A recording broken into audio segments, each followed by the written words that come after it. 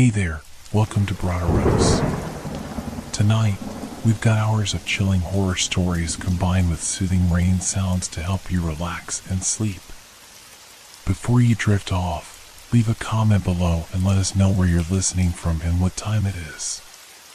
And don't forget to hit that like button and subscribe right away. If you end up not enjoying it, you can always take it back later. Get cozy and let the fear take over.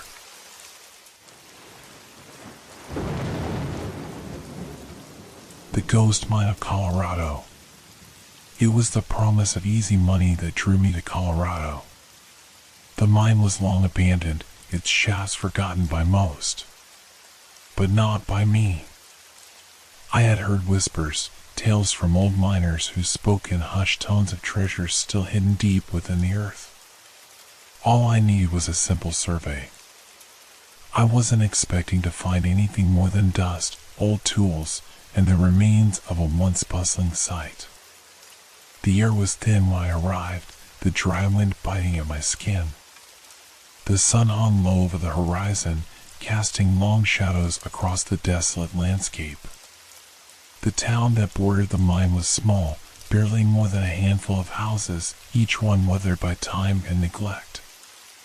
A few people wandered the streets, their faces as withered as the land around them, their eyes weary.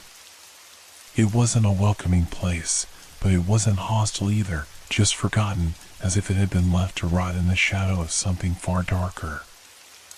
I stood at the entrance of the mine, peering into the depths. The wooden beams that framed the opening were old, cracked with age. There was a smell to the air that I couldn't quite place, damp and musky, like the earth itself had been sealed away for too long. Despite the heat of the day, a chill radiated from the mouth of the shaft. It was as though the mine was calling to me, urging me to step inside. I adjusted the straps on my backpack and pulled the lantern closer to my side. It flickered uncertainly, casting shadows that danced like ghosts on the ground. I hesitated for a moment before stepping forward. The silence was almost unbearable as I descended. The further I went, the more oppressive the quiet became. It wasn't natural. The world outside had been full of life, wind in the trees, birds calling, the distant hum of a truck engine somewhere beyond the valley. But here, it was as though the very air had been sucked away, leaving nothing but an unsettling stillness. Each step echoed, though I could hear no other sound. The ground was uneven, rocks and debris scattered across the path. The walls of the tunnel were jagged, as if the mine had been hastily dug and then abandoned before it could ever be finished. I could feel the weight of the earth above me, pressing in from all sides, and yet the strangest thing was that I wasn't alone. It was as though the mine itself had its own presence, an unseen watcher that followed my every move. I took a deep breath and tried to shake the feeling, but it lingered, growing stronger the further I went. The lantern's light flickered again, casting brief, sharp shadows. I squinted, but there was nothing, just the rough stone walls, the path ahead, and the suffocating silence. Yet, for a split second, I thought I saw something. A shape. A fleeting figure, just out of the corner of my eye. My heart skipped a beat. It was nothing. I told myself it was nothing. But even as I pressed forward, that feeling of being watched, of being followed, refused to let me go.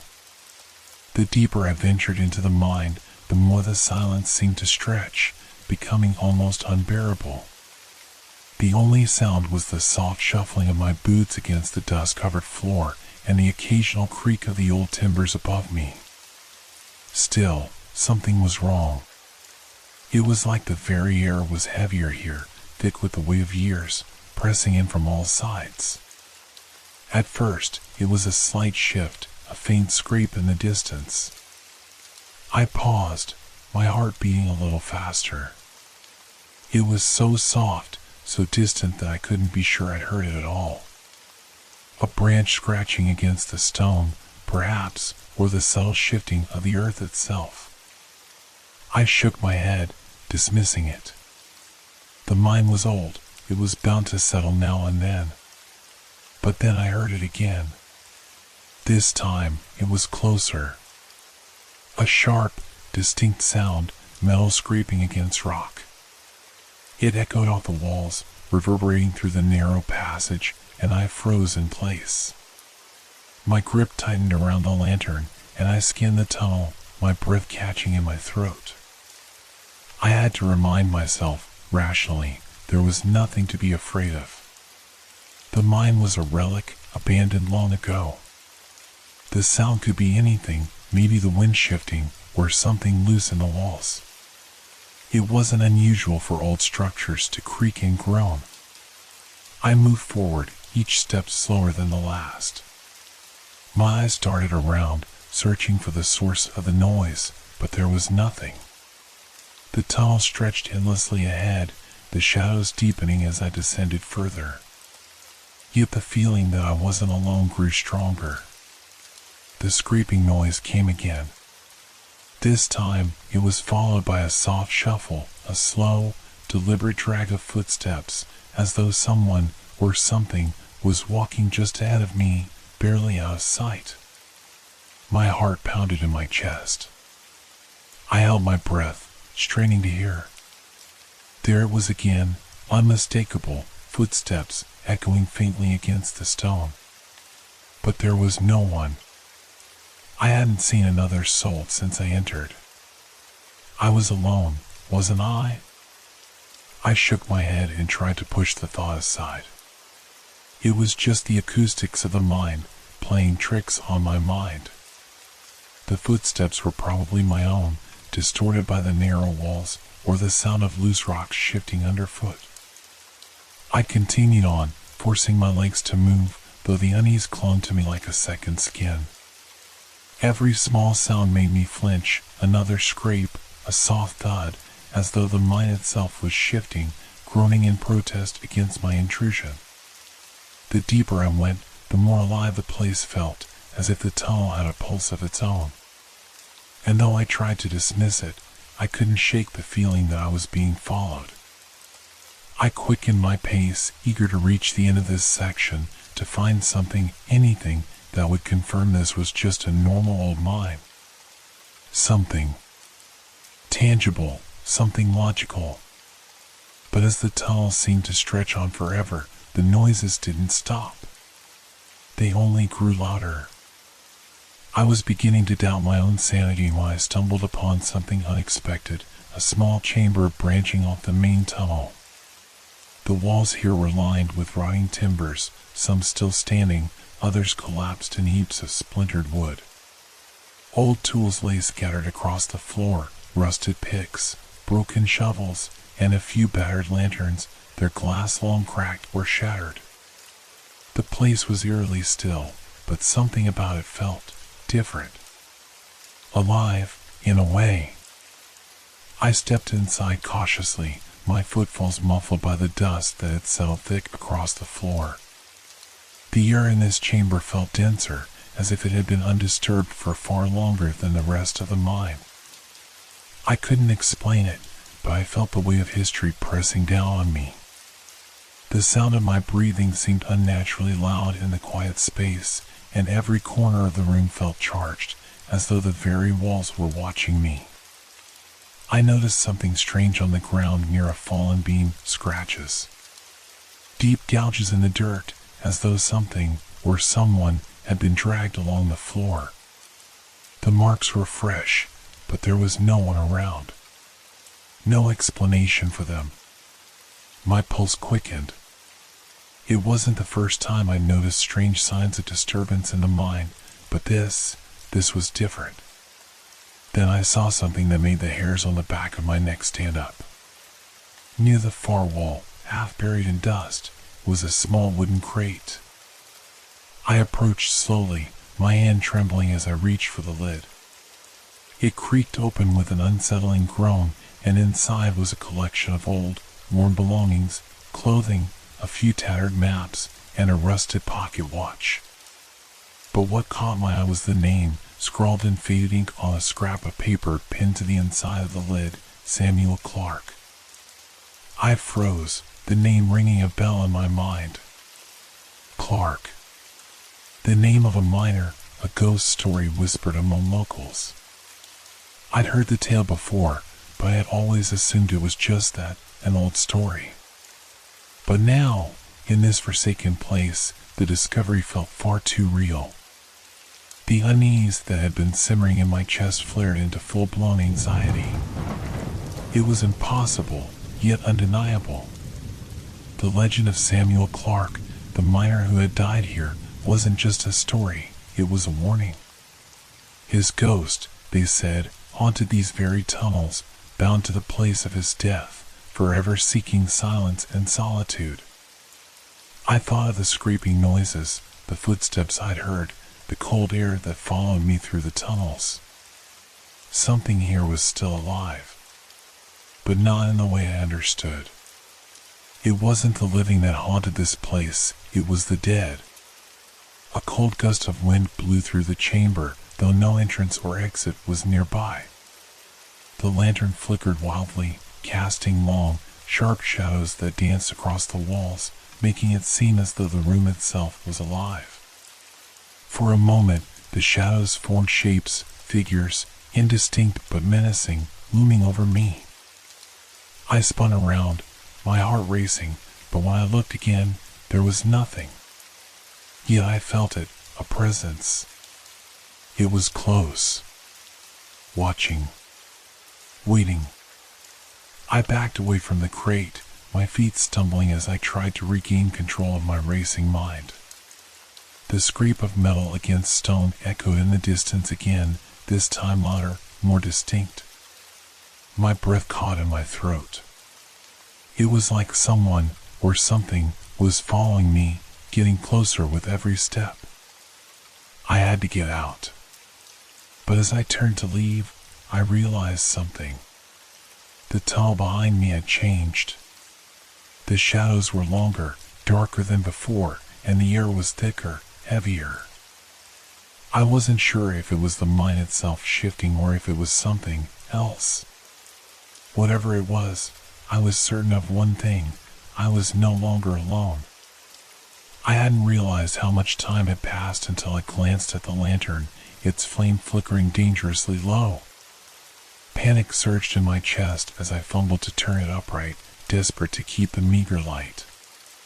The mine seemed darker now, the shadows thicker, more oppressive. It was as if the tunnel itself had taken on a life of its own, wrapping around me, closing in with each step I took. And then I heard it. A sound, faint at first, but unmistakable. The rhythmic thunk, thunk, thunk of a pickaxe striking stone. I froze, my heart skipping a beat. The sound was so clear, so distinct, that I had no doubt what it was.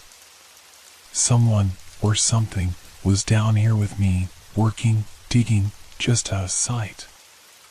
The sound reverberated through the narrow passage, echoing from deep within the earth.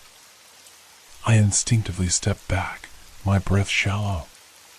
There was no way it could be another miner. The place had been abandoned for decades, its shafts empty, its halls silent, at least they had been until now. My mind raced, trying to come up with a logical explanation, but the closer I got to the source of the noise, the less I could deny it.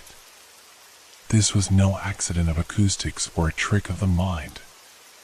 Someone, or something, was actively at work in this cursed place. The air grew colder, and with it came a sense of heaviness, as though the very weight of the earth above was pressing down on me. The sound of the pickaxe grew louder, more distinct, as though whoever was wielding it was digging just beyond the next bend in the tunnel. The faintest edge of dread crept into my thoughts, but I tried to push it away.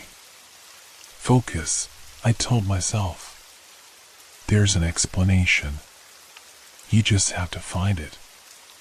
With shaky hands, I adjusted the lantern again and took a step forward.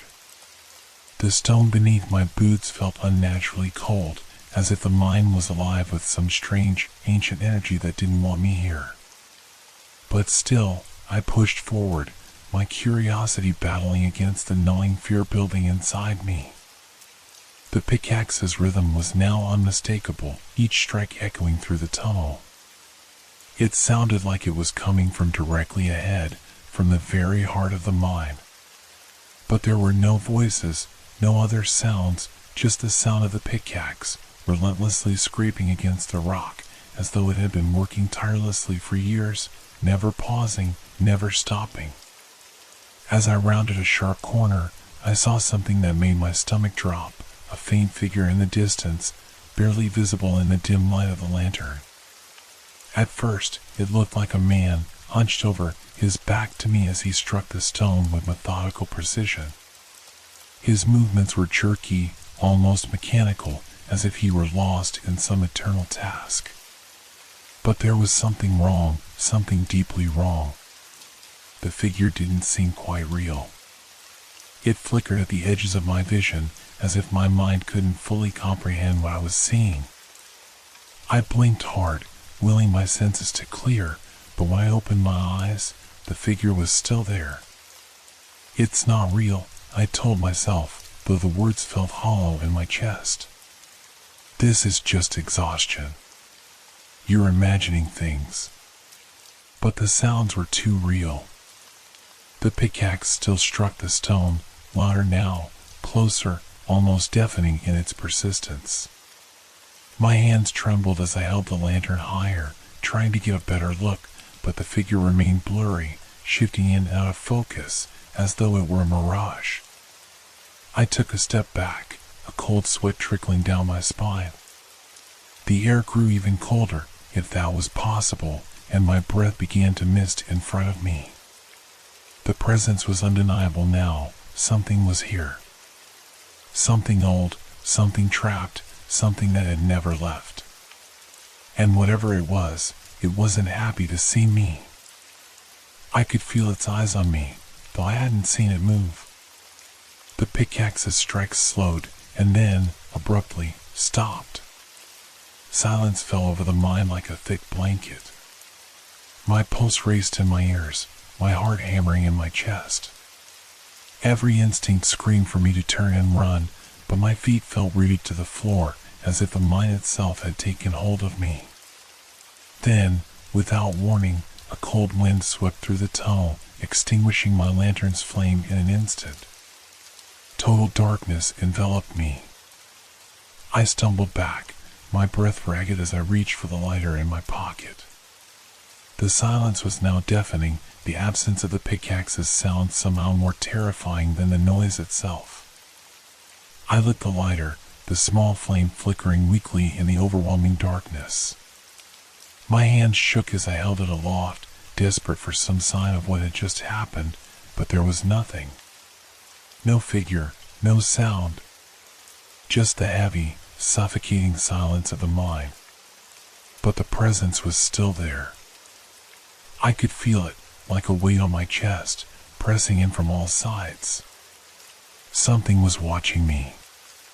Something ancient. Something that had never left. And in that moment, I knew I was no longer alone in the mine. The cold air clung to my skin like ice, the darkness swallowing me whole. I could feel the weight of something watching me, pressing against the back of my neck, the hairs on my arms standing rigid. The small flame from the lighter flickered in the oppressive blackness, its weak glow casting long, trembling shadows that only deepened the terror that had seized my chest. I had to get out. I couldn't stay here any longer. Whatever was happening, whatever that thing was, I wasn't equipped to face it. I turned sharply, my boots scraping against the cold stone floor as I moved, the darkness now seeming to close in tighter around me. There was no time to think. I needed to leave. My heart pounded in my chest as I stumbled through the pitch-black tunnel, my mind whirling with panic. My breath came in quick, shallow bursts, each exhale a fog in the frigid air. I reached for the lighter again, praying for another spark. I needed light, something to push back the suffocating darkness. With shaking hands, I struck the flint, the flame catching this time, burning brighter, warmer. I breathed a sigh of relief, but it was short-lived. As the light grew stronger, I realized something that made my blood run cold. The path had changed. The tunnel ahead, which had been straight and narrow just moments ago, now seemed to twist and bend unnaturally. The walls, which should have been solid stone, were shifting. The passage I had entered was no longer the one I had come down. I hadn't turned a corner, hadn't made any conscious decisions to change direction, but somehow the mind had changed around me. I took a step back, my heart thudding louder in my ears. I could feel the panic creeping up from the pit of my stomach, threatening to choke me. This wasn't right. Something in the air had shifted, and the sensation of being trapped, of being lost, was overwhelming. I should have been able to find the way back. I should have. I turned to retrace my steps, but it was no use. The tunnel behind me seemed longer now, the path stretching farther than it had before. My eyes darted to every shadow, every flicker of movement.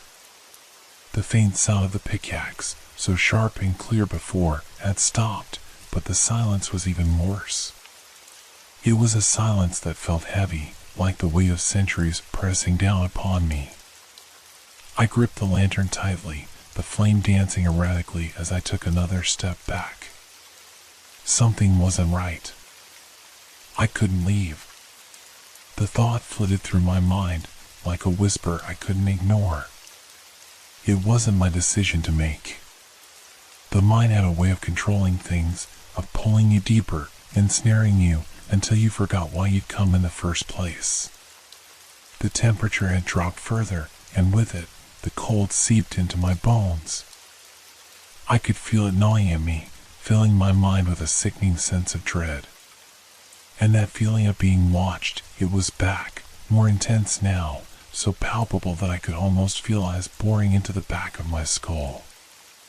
I wasn't alone.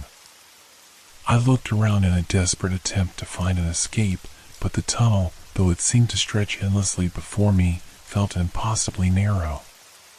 The walls pressed in closer, like the mine itself was breathing, slow, steady, deliberate. The shadows seemed to ripple and sway, warping in unnatural ways. The lantern flickered again, and I cursed under my breath as I struggled to keep the flame alive. Then, just as I thought I couldn't take another second of this suffocating atmosphere, I heard something, a faint whisper, so quiet that it could have been my imagination, but it was there, just at the edge of my hearing. A voice. Not human, not natural. It sounded like it was coming from deep within the mind, deep within the very walls themselves. I froze. The whisper grew clearer. I couldn't make out the words, but there was a distinct tone, a guttural quality that made my skin crawl. The presence, whatever it was getting closer. It was alive in a way that I couldn't understand. But I knew one thing for sure, it was trying to stop me from leaving. I backed away slowly, every step calculated, my mind racing for any explanation. My rational thoughts, my need to escape, they were being drowned out by this growing presence, this unnatural force that seemed to bend the very fabric of the mind to its will. And then I heard it again, the unmistakable sound of a pickaxe. But this time, it wasn't distant.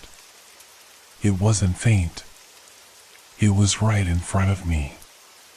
The sharp sound of metal striking stone rang through the tunnel, so close I could almost feel the vibrations in the ground beneath my feet. The walls around me trembled slightly, as though the very earth was alive, shifting beneath my feet.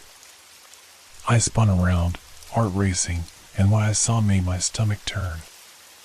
At the far end of the tunnel, a shadow emerged, a dark, hunched figure, indistinct but menacing. It moved slowly, deliberately, dragging its pickaxe behind it. The figure didn't seem to walk, it dragged itself, its limbs unnaturally stiff, like it was tethered to the earth. The air grew colder still, and the whispering grew louder, swirling around me, as if the very mine itself was closing in. I turned back toward the tunnel I had just come from, my legs moving before my brain could fully process what was happening. The path had changed again. The entrance, the way out, everything had shifted. I was trapped. The figure drew closer, and the sound of the pickaxe grew louder, closer. It was getting nearer. I could feel its presence now, in my chest, in my bones, an overwhelming, suffocating force that paralyzed me with fear. I couldn't leave. I wasn't supposed to. I was never meant to leave. And the mind wouldn't let me. I couldn't shake the feeling that something was calling me back. It had been days since I left the mine, but every night, as I lay awake in my cramped hotel room, I could feel the darkness creeping in. It wasn't the physical darkness, but something deeper, more insidious, a pull, like the mine itself had its claws in me, urging me to return. The air had been thick with tension ever since I left. The whispers, the distant scraping sound of the pickaxe, the cold that seemed to follow me, haunted me in the quiet moments. I tried to brush it off, to convince myself that it had all been a figment of my imagination, a result of too much isolation, too many stories of the past. But there was something about that place. Something that wouldn't let me go. I told myself I needed to understand. I needed to know what had happened, what was really going on in that mine. Maybe it was the old stories of the miners, the tales of Samuel Clark, that had fueled the fear and confusion. Maybe it was the strange, unexplained events I'd experienced that night. Or maybe, just maybe, I was looking for an answer I knew deep down would never come. I packed my bag with a sense of dread in my chest, an uneasiness that I couldn't explain. I hadn't told anyone about what I'd experienced. Not the strange presence, not the whispers, and certainly not the feeling of being watched. How could I explain something so irrational? But as I stood outside the hotel, the sun weak and low on the horizon, I knew there was no turning back. The mine was waiting for me, calling me, and no amount of reasoning could stop it. The drive out to the mine felt like a journey into the past. The further I drove, the more isolated the landscape became. The dense trees thinned out, giving way to barren rock and dust, and before long, the winding road brought me back to the entrance of the mine. The air here was heavier, thicker, as though the place itself was suffocating, trying to hold on to the past. It was silent. Too silent. I parked the car and stepped out, the earth beneath my boots crunching in the stillness. The mine loomed in front of me, dark and foreboding. The cold wind that greeted me felt different this time, not refreshing, but sharp, biting into my skin as though it carried something far older than the earth itself. It was the same tunnel I had entered before, but now it seemed more alive, more aware. My hand trembled slightly as I reached for the lantern in my bag. The beam of light flickered weakly as I turned it on, casting long shadows against the walls. The mine seemed unchanged, except for the oppressive weight that hung in the air. There was something about it that felt wrong, a quiet menace that pressed against my chest. But I had to go in. I couldn't leave without answers. I took a deep breath and stepped into the darkness. The tunnel stretched out before me, eerily silent. The faint scrape of the pickaxe was gone now, leaving only the unsettling quiet. The deeper I walked, the more the walls seemed to close in around me. It was as if the mine itself was alive, its jagged edges pressing in, whispering to me, urging me forward. But as I walked further, I realized something. I wasn't sure what I was looking for. I didn't know what answers I hoped to find. I had come here seeking an explanation, a way to rationalize what had happened, but deep down, I wasn't sure I wanted the truth. Part of me, a large part, wanted to turn around, to run back to the car and never look back. But there was no turning back now. The mine had already claimed me. And I wasn't sure if I was walking toward an answer or deeper into the trap it had set for me. A cold draft swept through the tunnel, causing the lantern to flicker again. The darkness seemed to press closer, the shadows stretching farther than before. I thought I saw movement at the edge of my vision, something shifting, but when I turned, there was nothing. The whispers were back, faint and distant, barely audible, but unmistakable. They came from deep within the mine, a sound that seemed to echo from the walls themselves. "You're not supposed to be here."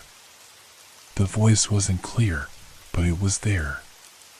It felt like it was coming from all directions, curling around me like 1,000 voices whispering at once, each more desperate than the last.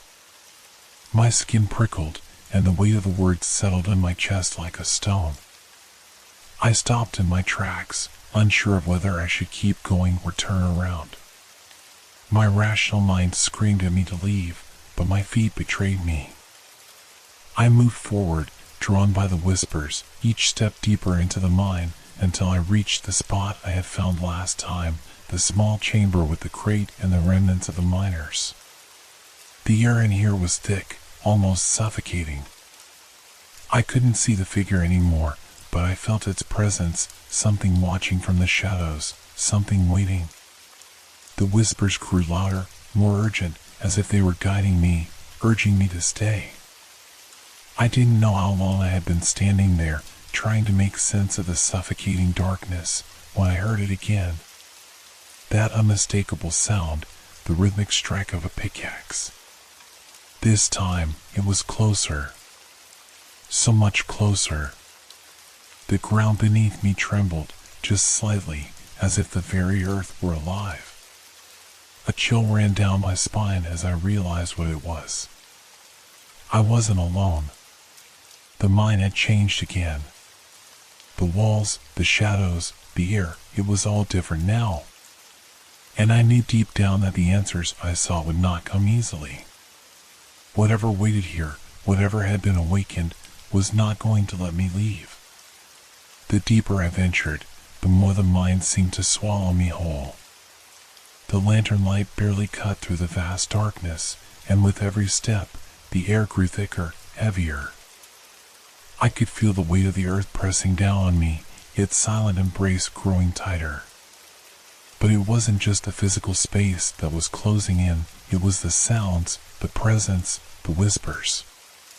The more I listened, the clearer they became, each word scraping against my consciousness, pulling me forward.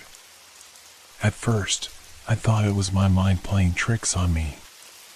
The faint murmurs, the soft rustling in the air, it could have been the wind, the shifting of the mine's old bones. But as I walked deeper, the sounds grew more distinct, more deliberate. They weren't natural sounds, and they weren't from the outside world. They came from within the walls themselves, curling around my mind, burrowing into my thoughts like insects. "Come closer," one of the whispers hissed, so soft that I could hardly tell if it was real. I paused, my breath catching in my throat, the hairs on my neck rising. Was it my imagination? Or had I truly heard it? Another whisper followed, this time more insistent, more commanding. "You must know, you must see." The voice seemed to echo from every direction, bouncing off the jagged walls, wrapping around me like a cold, invisible hand. My heart pounded in my chest, each beat amplified in the silence of the mine. I felt the ground tremble beneath me, a low, unsettling vibration that resonated deep within my bones. I stood frozen, gripping the lantern so tightly my fingers were numb. The whispers weren't just sounds, they were calling to me, beckoning me to follow. But I wasn't sure if it was curiosity or fear that made my feet move, but I found myself moving forward, step by tentative step. The mind seemed to open up in front of me, the walls widening, the path twisting and turning in ways I didn't remember. I couldn't even recall which direction I had come from. As I moved further in, the whispers grew clearer still, each one tugging at me, urging me deeper into the heart of the mind. It is not what it seems, it never was. I shook my head, trying to shake off the eerie pull, but it was no use. The mind was alive, and it was speaking to me, guiding me, drawing me towards something I wasn't sure I wanted to find. The air grew colder with every step, the temperature dropping so sharply I could see my breath in front of me. The darkness grew denser, pressing on me from all sides, suffocating me in its silence. Then, in the distance, I saw something, just a flicker of movement. A shadow, tall and imposing, standing still as if waiting. I squinted, my heart skipping a beat as the shape grew clearer. It was a figure, humanoid in form, but there was something wrong about it. Its shape was distorted, like it was somehow both there and not there at the same time. The whispers stopped, and the silence felt even heavier. "It's waiting for you." The voice was louder now, clearer than ever before, coming from the very figure that stood motionless ahead. It was like the mind itself was speaking through it, directing me toward this entity, this thing.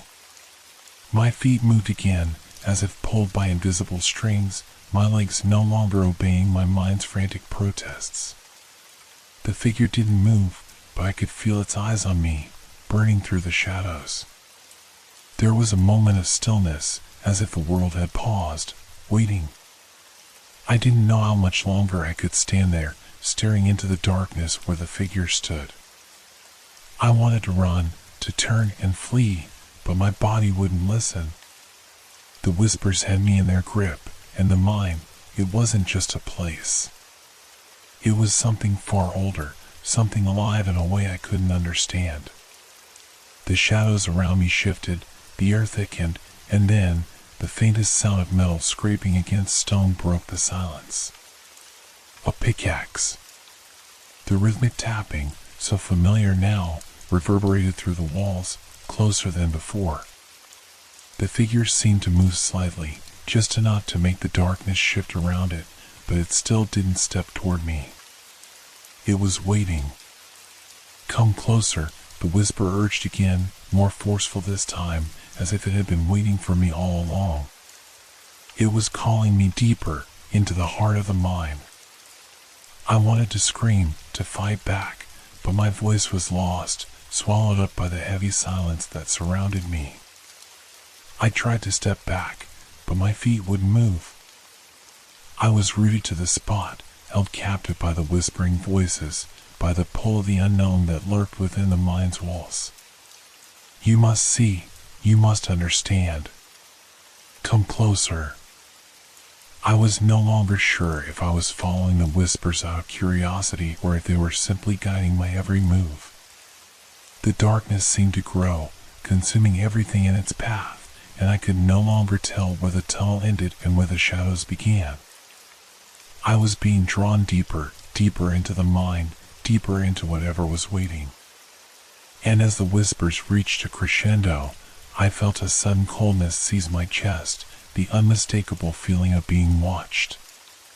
The figure ahead remained still, but now its eyes were clearer than ever before, piercing, endless, filled with a hunger that made my breath catch in my throat. "Come closer," it repeated, the voice now an overwhelming command. I had no choice. I was already too far gone. The whispers continued to swirl around me, each one a call to something I didn't fully understand. The air felt thick with anticipation, pressing down on me like the weight of years, centuries even. I moved forward, unable to resist, drawn deeper into the mind's dark heart, toward the waiting figure that lingered in the shadows. But as I passed through an archway that opened into another narrow chamber, something caught my eye. a corner of old paper peeking out from beneath a pile of rubble and broken timber. My lantern's flickering light cast an uneven glow on the debris, but the pale edge of the map glowed eerily in the dimness, beckoning me. I approached carefully, my hands shaking as I crouched beside the pile. The rustling of the paper sounded louder than it should have been in the silence, like a voice of its own. As I pulled it free, the feeling of unease deepened, a strange sensation creeping up my spine as though I were uncovering something that had long been hidden on purpose. The map was old, frayed at the edges, stained by years of neglect. It was a crude sketch of the mine, its tunnels branching out in confusing directions, some labeled with numbers I couldn't decipher. But there was something else that caught my attention, an area marked in red, its shape oddly distinct. It was a place far deeper in the mine, a section of the tunnels that had been abandoned long ago. The map's faint markings led me to believe that this was no ordinary part of the mine. Something important had happened there. I studied the map closely, tracing the lines and symbols that seemed to pulse with a strange, hidden meaning. As my fingers brushed over the parchment, a soft, chilling voice cut through the silence. "Look closer." I froze. The voice wasn't as faint as before, but clear and unmistakably coming from the map itself. I felt the words ripple through the air, as if they were written in the very lines of the map. My heart began to race. I couldn't tell if this was another figment of the mind's strange influence or something deeper, more unsettling. Ignoring the cold sweat on my brow, I focused on the marked area. The name etched near it was faded, almost illegible, but I could make out the letters Clark. A name. A single name on an old map. Samuel Clark. The name hit me like a wave crashing against the rocks. I had heard that name before, back in the town, in hushed whispers. Samuel Clark had been one of the miners who worked this very shaft. But what had happened to him? What had caused the mine to fall silent, and why had his name lingered for so long in the shadows? I traced the faded lines of the map again, looking for answers. As my fingers brushed over the red-marked area, I felt a sudden chill wrap around me. The whispers grew louder, more insistent. The shaft is where it began.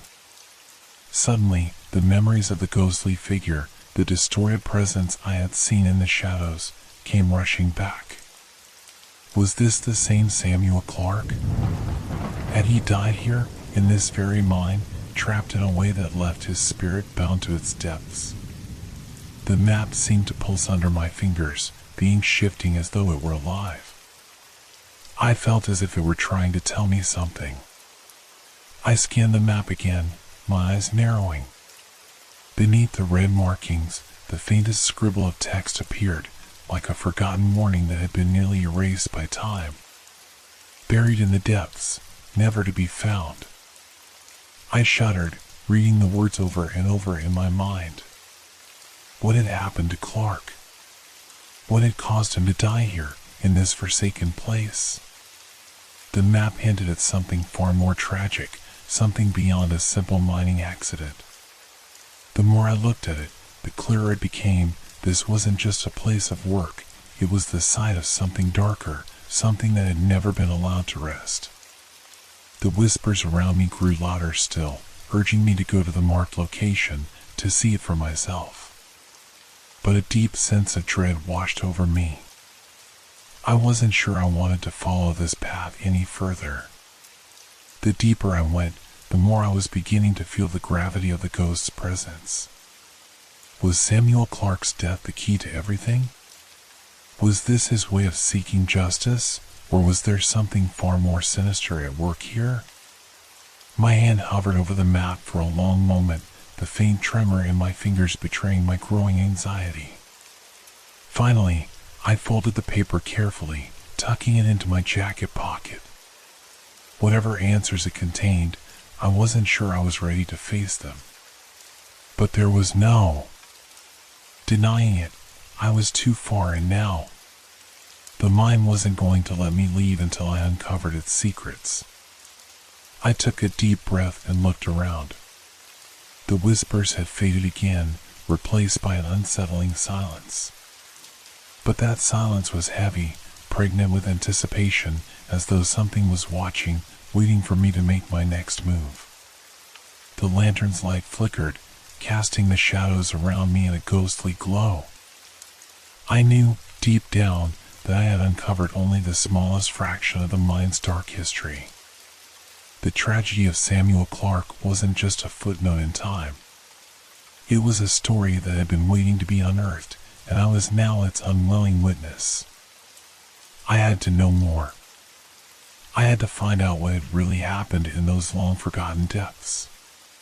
But as I stood in the heart of the mine, I felt something cold, something otherworldly, reaching out to me from the shadows. The whispers had already begun again, and this time, they were louder. The mine wanted me to go deeper. And somehow, despite everything in me screaming to turn back, I knew I had no choice.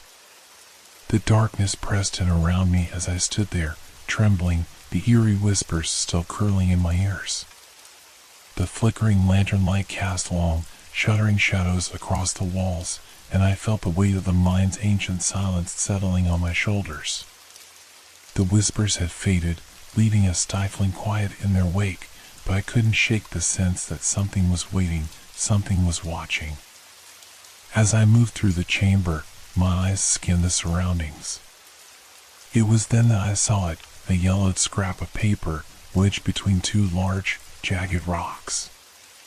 It looked out of place amidst the decaying timbers and rusted mining tools, a lone, fragile piece of history left behind. My hand shook as I reached for it, careful not to tear the brittle paper. It was old, the edges curling and stained with the passage of time. As I unfolded it, I realized it was a map. The crude lines and symbols were a stark contrast to the polished designs I had seen in modern maps. This was something from another era, from the time when the mine was alive with workers and hopes of fortune. The ink had faded in places, but the faint markings were still legible enough to recognize the general layout of the mine. I traced my fingers over the map, following the winding paths of the tunnels. Most of them were marked with numbers, places I didn't recognize. But there was one spot, an area deeper in the mine, that was marked in bold red. A series of sharp, angular lines encircled it, and beneath them were hastily written words, "Collapsed shaft, do not enter." I felt a chill run down my spine. Collapsed shaft? The mine had been abandoned for years, but this map suggested something far more significant had occurred here. Something that had caused part of the mine to be sealed off, forbidden even. I looked closer at the faded ink near the marked area.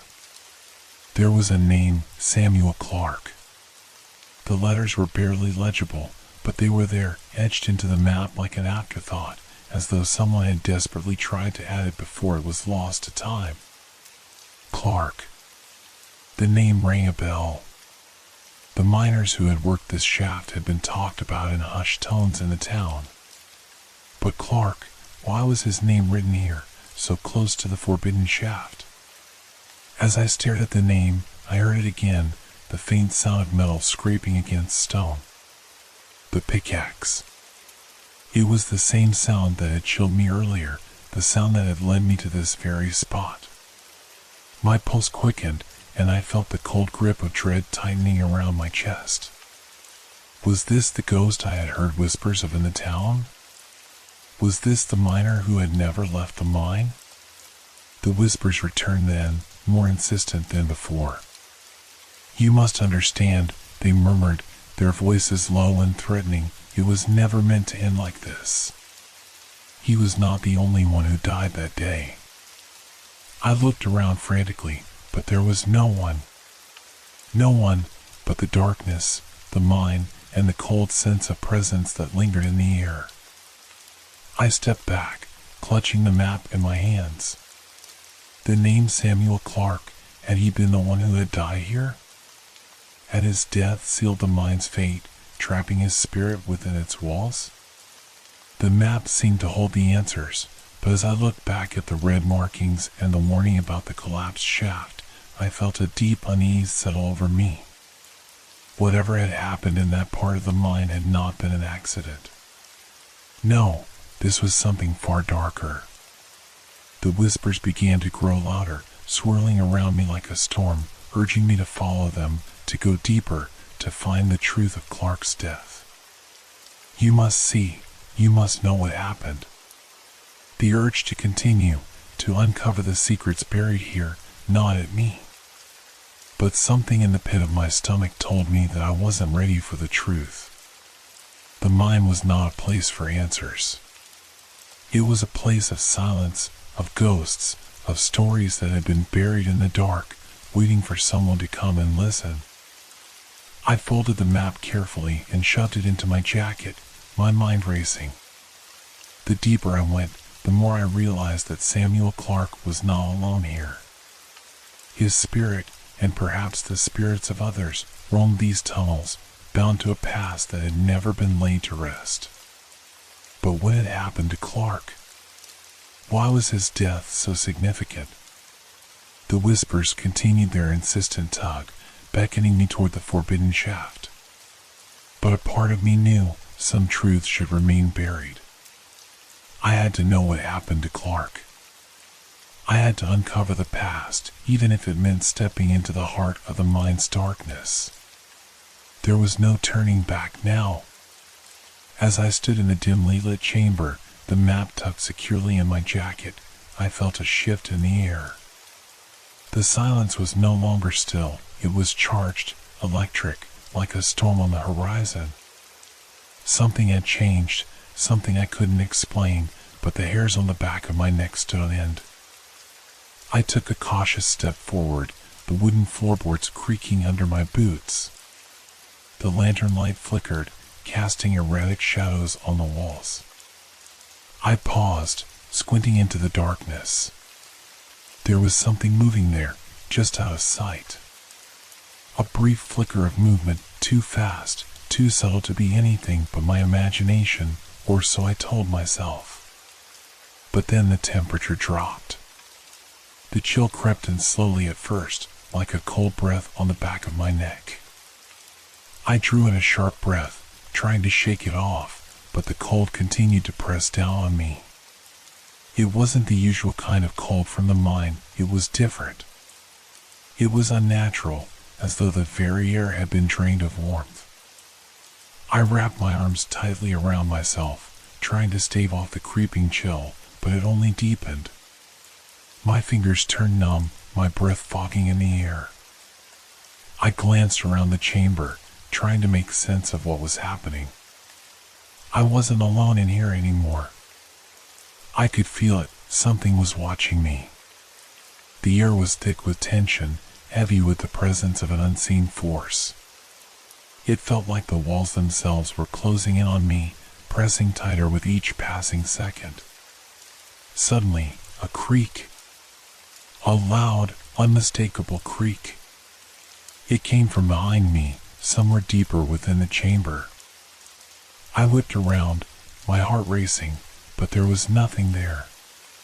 Nothing except the shadows and the piles of discarded mining tools, rusted and broken. The cold was unbearable now, biting at my skin. I moved toward the source of the sound, my feet hesitant but compelled to follow. As I approached a stack of old crates, something caught my eye. A pickaxe, one of the many tools scattered across the floor, had moved. I could have sworn it was placed on the ground a moment ago, but now it was leaning against a nearby crate, as though someone had set it there. I blinked, trying to make sense of it, but my mind refused to settle. I must be seeing things. But then it happened again. I watched, frozen in place, as another tool, a shovel, shifted slightly on its own, its edge scraping the cold stone floor with a soft, agonizing screech. The metallic sound echoed through the chamber, deep and sharp, like nails dragged across a chalkboard. My breath caught in my throat. I was no longer alone in this mine. Something, or someone, was moving in the darkness. The whispers returned, but they weren't as soft this time. They were louder now, more insistent, and closer. They seemed to wrap around me, their words indistinct but filled with urgency. My heart pounded in my chest as I searched the shadows, looking for the source of the voices. And then I saw it. A shape, a fleeting shadow, shifted in the corner of the chamber. It was there, and then it was gone, moving so quickly that I couldn't tell if it had been real or just a trick of the light. But I knew something was in here with me. I tried to rationalize it. The cold, the shifting objects, they could all be explained. Perhaps a draft. Perhaps the old wooden beams were settling. But the more I thought about it, the more impossible those explanations seemed. I felt the weight of the mine's history pressing down on me. The air was thick with memories, memories of death, of loss, of unfinished business. Another chill swept over me, this time colder than before, like icy fingers brushing against my skin. I gasped, my breath coming out of a fog, and I turned toward the entrance, but the tunnel seemed to stretch farther away with each step. The walls were closing in on me, the shadows pressing in, and I couldn't escape the feeling that something was reaching out from the dark to claim me. Then, a sound. A voice, clear and sharp, cut through the air, slicing through the whispers and the cold. Get out. The words were unmistakable. They weren't a whisper anymore. They were a command, demanding, forceful. It was as if the very mind itself was warning me, urging me to leave before it was too late. My heart raced, but I couldn't move. I was rooted to the spot, paralyzed by a sense of dread so deep that it went beyond fear. I could feel the presence closing in on me, its weight like 1,000 hands pressing down on my chest. The cold intensified, turning into something beyond physical sensation, like an ice-cold void that reached into my soul. The pickaxe. The shovel. The tools. They were moving again, now in full view, shifting across the floor, slowly, almost deliberately, as if something were guiding them. The air was thick with tension, and I realized that I wasn't alone at all. There was something here with me, something that had never left. I tried to back away, but the ground beneath me seemed to shift, as though the mine itself was alive, reacting to my every movement. The whispering grew louder, the chill unbearable. And then, as I stepped backward, I felt a sudden pull, as though invisible hands were grabbing at me, holding me in place. Leave, or stay forever. The words reverberated in my skull, filling me with a sense of urgency. I couldn't stay. I had to leave, but the mine's presence was suffocating, its grip tightening with every second. Every inch I moved, I felt the cold, the darkness, and the whispers pulling me deeper into its depths. And then I saw it, just beyond the shadows. A figure. A shadowy outline, standing at the edge of the chamber, watching me with eyes that gleamed with the same cold emptiness I felt growing inside me. The pickaxe it held gleamed in the dim light. I turned and ran. I ran blindly, my heart pounding in my chest, the sound of my own breath drowning out the whispers that still tugged at the edges of my mind. The cold chased me, but I couldn't think about it. I just had to get out. The feeling of being watched, no, hunted, was overwhelming. Every instinct screamed at me to flee, to escape the depths of this cursed mine before it consumed me completely. My boots slipped on the uneven ground as I sprinted toward the tunnel entrance, the light of my lantern swinging wildly, casting desperate shadows on the walls. Behind me, the sounds of movement were growing louder, the shifting of tools, the whispering voices calling me back. But I couldn't. I had to escape. Then, without warning, the ground beneath me trembled, and I heard the ominous creak of the walls around me. My body tensed in instinctual terror. I didn't need to see the danger. I could feel it in the very air. Before I could react, there was a thunderous roar, followed by the deafening crack of stone. The earth shook violently, and a cascade of rocks and debris rained down from the ceiling above, blocking my way. My lantern flew from my hand, the glass shattering with a sickening crack as it hit the ground, plunging the chamber into complete darkness. I stumbled backward, choking on the dust that filled the air. My breath came in short, panic gasps as I tried to assess the damage. My heart raced as I turned, frantically searching for another way out, but the path was completely blocked. Large boulders had fallen, forming a nearly impenetrable wall of stone. My exit was cut off. I was trapped. The darkness closed in around me, suffocating as the realization hit me like a cold slap. I was stuck in the mine, the very place that had been calling me, that had been pushing me toward its secrets, and now I was paying the price. My hands trembled as I reached for the rocks, trying to move them, but they were too heavy, too large. My strength alone wouldn't be enough. Panic set in. I could hear the faint rumble of the earth around me, as though the mine itself was alive, breathing, watching. The temperature dropped again, colder than before. The whispers were back, louder now, almost a scream, an urgent warning. I was going to die here, lost in the bowels of the earth. But just as I was about to collapse in despair, something changed. A sudden warmth spread through the air, a warmth that cut through the freezing cold that had settled over me. I could feel the change, like the warmth of a hand reaching out, pulling me back from the edge of my fear. The air shifted again, and then I felt it. A force, gentle but firm, seemed to press against my back, urging me forward. It wasn't a push, exactly, but a presence. Something was there with me, something that wasn't me, that wasn't human, but still present. A breath of air, as if from a distant place, filled my lungs. I gasped, not from panic, but from a strange sense of being guided. I wasn't alone. Suddenly, with a deafening crack, the rocks above me shifted. A large boulder, once lodged firmly in place, rolled to the side, clearing a small gap. It was enough to slip through. I blinked in disbelief. The path was opening up. I didn't hesitate. The moment the space cleared, I scrambled forward, half crawling, half climbing, my body desperate to escape.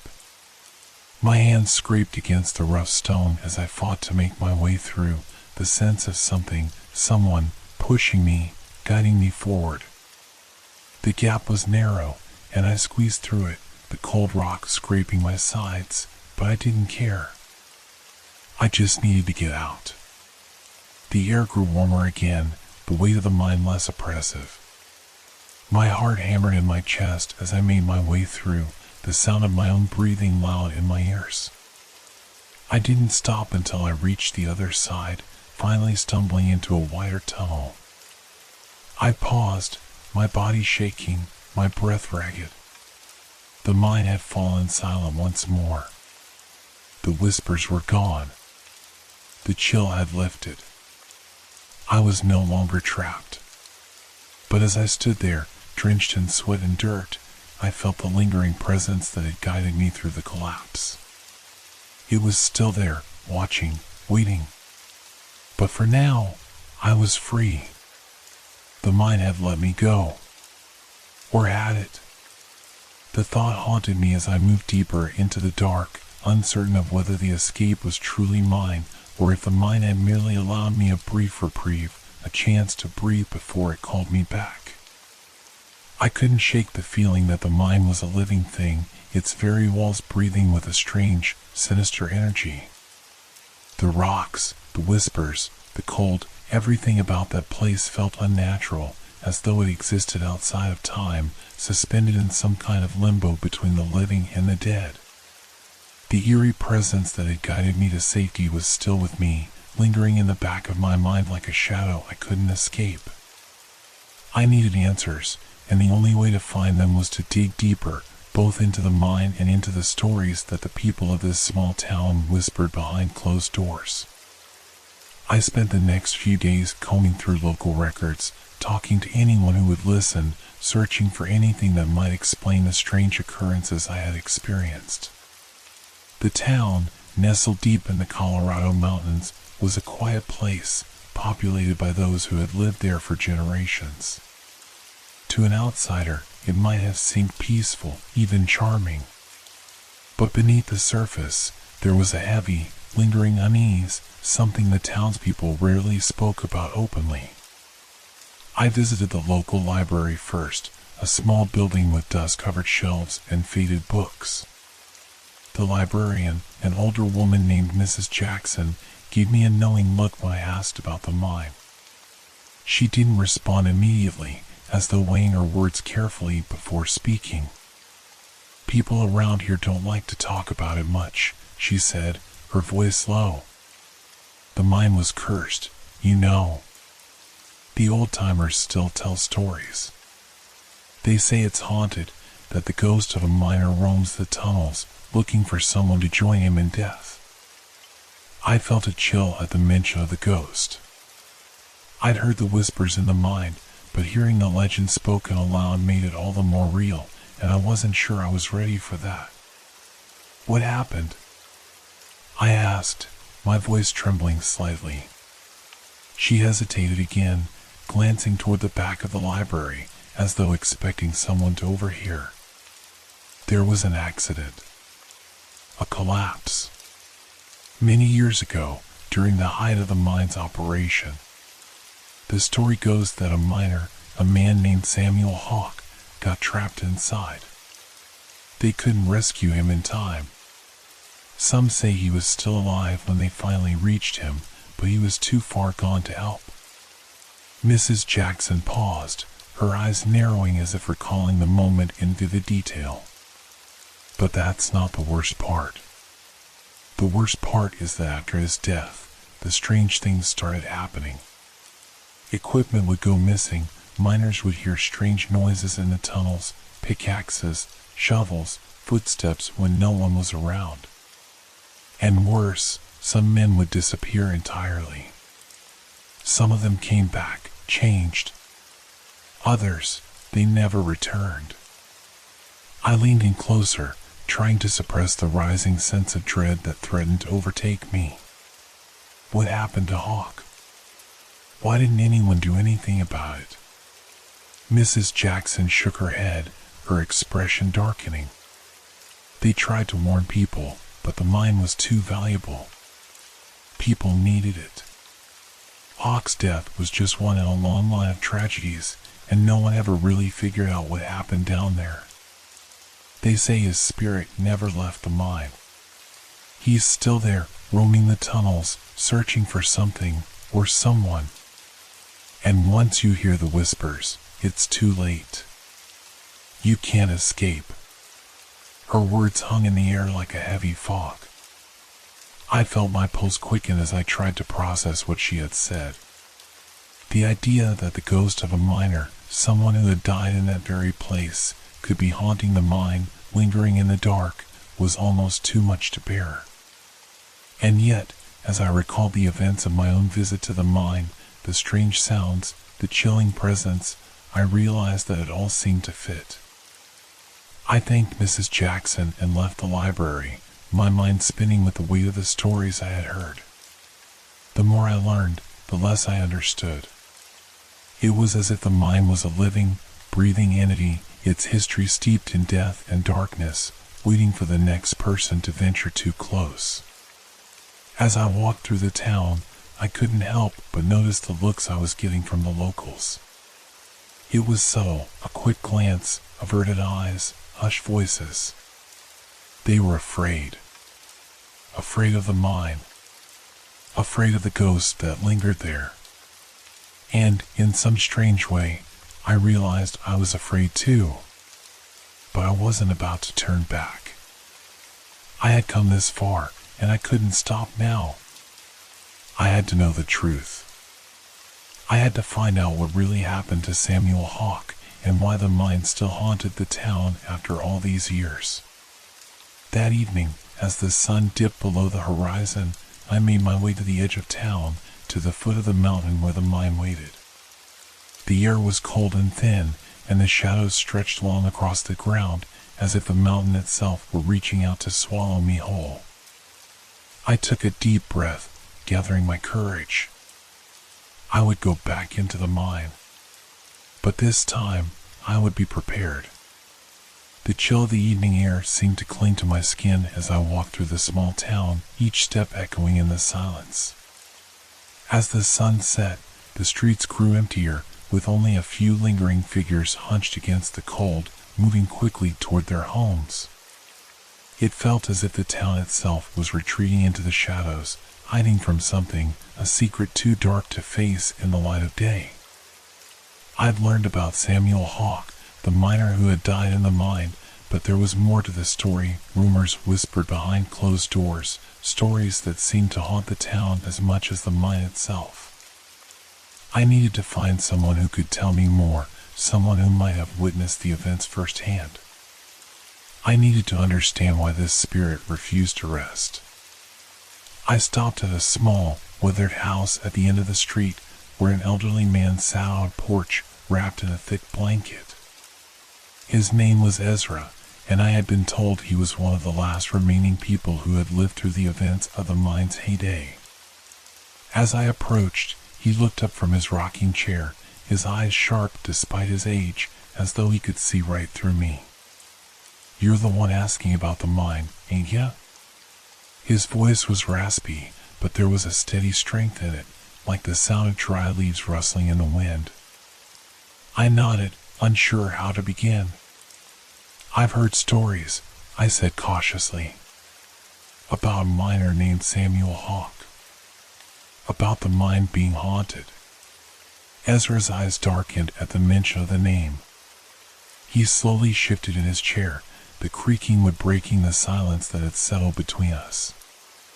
The air around us felt heavier, as though the past itself was leaning in, listening.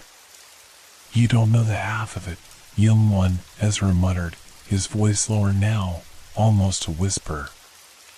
"Hawke didn't just die in that mine. He was left to die. The cave entrapped him, and by the time they dug him out, well, it was too late. They found him near the entrance, but there was something wrong with him. His eyes were wide open, but he was different. Hollow, like he'd seen something that had taken his soul." Ezra paused, his withered face unreadable. "Some say the mine never let him go. That when he died, he became part of it. The men who went in after, they came back, but they weren't the same. I've seen it with my own eyes, people who were changed, like they'd gone mad." I leaned in, my heart hammering as I hung onto his every word. "What happened to him? To Samuel Hawke?" Ezra's eyes flickered with something, regret, fear, maybe even sorrow. He sighed heavily, rubbing his hand across his face as though he was trying to push away a memory that was too painful to relive. "They say his spirit didn't leave the mine, that it still haunts those tunnels, waiting for someone to join him, someone to keep him company. And that's not the worst part, no. The worst part is that some folks say they hear his voice, calling them down into the depths, calling them to join him. The thing is, once you hear it, you can't escape. You're marked." I felt a shiver race down my spine. The whispers I had heard in the mine, had they been Samuel Hawke? Had I been marked without even knowing it? Ezra seemed to notice my unease, his gaze sharpening. I don't know why you want to go back in there. I reckon the mine has claimed enough souls over the years. But if you must, be careful.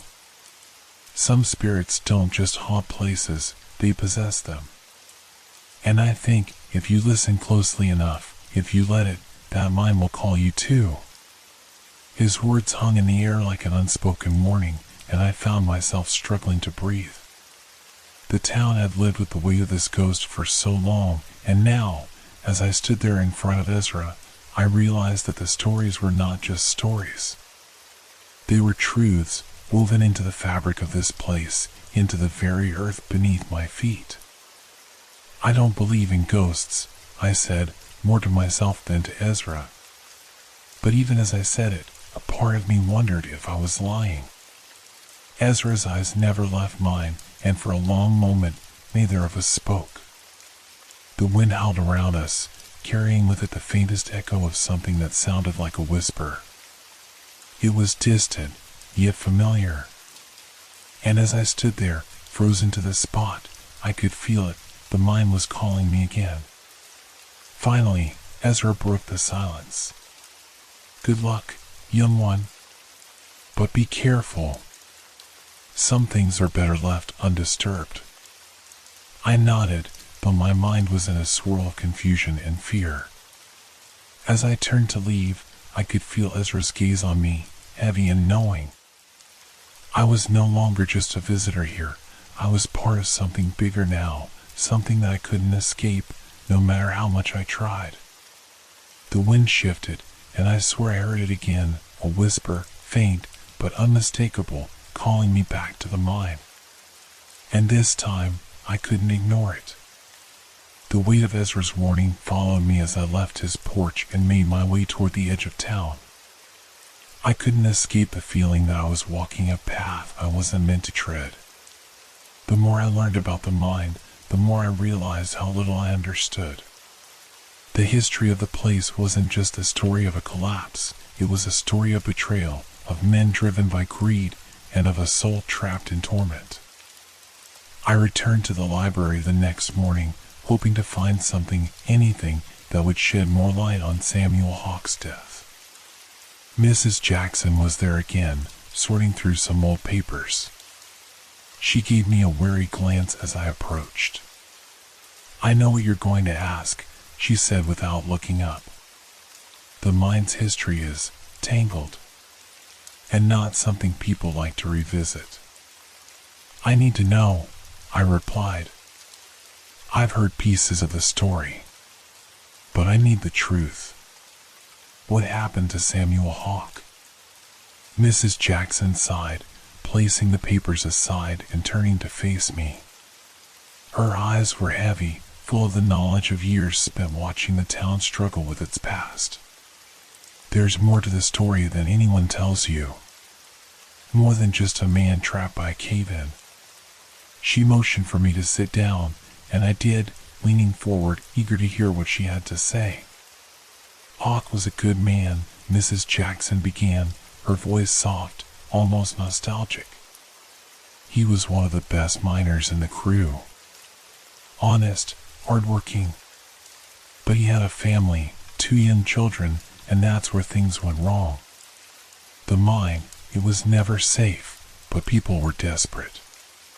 They needed the silver, needed the ore. And Hawke was the one pushing everyone to dig deeper.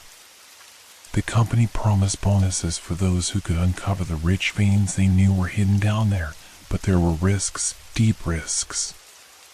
And the men, they didn't realize how unstable the shaft was until it was too late. I could hear the sorrow in her voice as she continued. One evening, after a long day's work, the ground just gave way. A massive collapse. Rocks, dirt, all of it came tumbling down.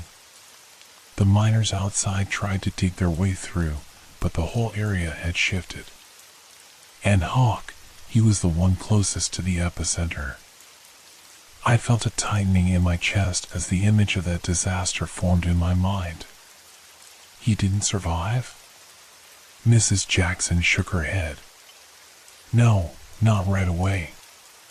By the time they found him, he was barely alive. His leg was crushed, and he was covered in dust. He was screaming, begging for them to get him out, but the men couldn't. They didn't have enough time. It took hours to get him out, and when they did, it was already too late. I could feel my throat tighten as I pictured Samuel Hawke's final moments. Did they save him at all? Not in time, Mrs. Jackson said, her voice tinged with regret. By the time they reached him, he was delirious. His body was crushed, but his mind was lost. They say he spoke nonsense, muttering about shadows in the dark, about a presence in the depths of the mine. Some men say they heard him scream before he died, a scream that echoed all the way back to the surface. But by the time the crew got to him, his eyes were wide open and there was nothing in them. I felt a cold shiver run through me. The idea of a man dying in such agony, his mind slipping away as he descended into madness, it haunted me. But what came next was even worse. The company wanted to get rid of the body quickly to avoid any bad press. They buried him in the mine near the collapsed site, marking the spot with just a simple headstone. But they didn't know what they were doing. They didn't realize that Hawke had become something else. A vengeful spirit. They say the mine wasn't just his grave, it became his prison. And from that day forward, strange things began happening. Mrs. Jackson paused, her eyes narrowing. Men heard pickaxes, heard footsteps echoing in the tunnels when no one was down there. They found tools moved, equipment broken. And worse, some miners went missing. No trace. Just gone. I was stunned, my mind racing. Do you think his spirit is still there? Still in the mine? She nodded grimly. It's not just a ghost, young one. It's a presence. Hawke's spirit is trapped in that mine, bound to the place where he died. And he doesn't want peace, he wants revenge. The men who were responsible for leaving him to die, the company that buried him and moved on, they're all gone now, but the curse remains. It's a dark thing. A hunger that grows stronger with each soul that enters the mine. And it's calling for someone to join him. I shuddered as her words sunk in, the realization hitting me hard. The whispers I had heard, the feeling of being watched, they weren't just the product of an overactive imagination. Samuel Hawke was still down there, and he was angry. He wasn't just seeking company, he was seeking justice, or maybe something darker. Do you think it can be stopped? I asked, almost afraid of the answer. She didn't answer right away. Instead, she looked down at her hands, fingers twisted into the fabric of her dress as though she were searching for an answer that didn't exist. Finally, she spoke, her voice low. No, she said simply. Once you've heard the whispers, once you've felt the mind's pull, there's no escaping it. Not unless you're willing to give up your own life to free him. And I don't think anyone has the courage to do that. No one has ever come back from the mine once they've heard his call. I stood up, my mind a whirlwind of fear and confusion. I had to go back. I had to face whatever awaited me down there. But now, I realized I wasn't just facing the shadows of the past. I was facing a spirit that was far more vengeful and dangerous than I had ever imagined. The mine's history, once a dark rumor, now felt like a living, breathing thing. And it was waiting for me. The following days dragged on in a blur. I couldn't shake the images of Samuel Hawke's tragic death, or the idea that his vengeful spirit still lurked within the walls of the mine. Each night, I'd lie awake, listening to the wind howl through the trees, and wonder if I was being drawn into something I wasn't prepared for. The whispers in my mind, the ones I had once tried to dismiss, had grown louder, more insistent. I found myself returning to the mind more often, unable to resist the pull. Part of me was searching for answers, for closure. But a darker part of me was drawn by the sense of something waiting for me in the depths, something that wanted to be found. The first time I truly felt it, I had returned alone, as usual. The air inside the mine was thick and damp, heavy with the smell of earth and rust. I'd been walking deeper into the shafts, my lantern casting long, flickering shadows on the jagged walls. I was determined to uncover the truth, but as I descended further, the atmosphere seemed to change. The air grew colder, unnaturally so, and the hairs on the back of my neck stood on end. At first, I tried to rationalize it, the temperature drop, the shift in the air.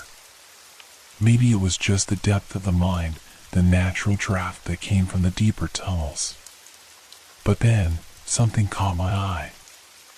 A shadow, flickering, barely noticeable, moved across the far wall of the tunnel. I froze, my heart pounding in my chest. I couldn't be sure if it was just my imagination or if it was something more. I took a step forward, my breath shallow. The lantern swung slightly in my hand, casting more erratic shadows that seemed to shift with the movement. But this was different. It wasn't the lantern's light. It was as if the shadow had a life of its own, moving independently, too fast to be cast by anything I was holding. I stepped back, my legs heavy with hesitation. The mine felt suffocating now, the silence pressing down on me like a weight. I turned around to leave, but as I did, I heard it. Footsteps. Slow, deliberate steps. The sound of boots scraping against the earth. I spun around, expecting to see another explorer, or perhaps some lost soul wandering the shafts, but there was no one. The tunnel was empty. Yet, the sound of footsteps continued, echoing through the stone like a presence moving just out of view. "Hello?" I called out, my voice trembling more than I intended. No answer. The footsteps paused. Silence felt like a shroud over the mine, and for a moment, I thought the world had frozen. My breath caught in my throat.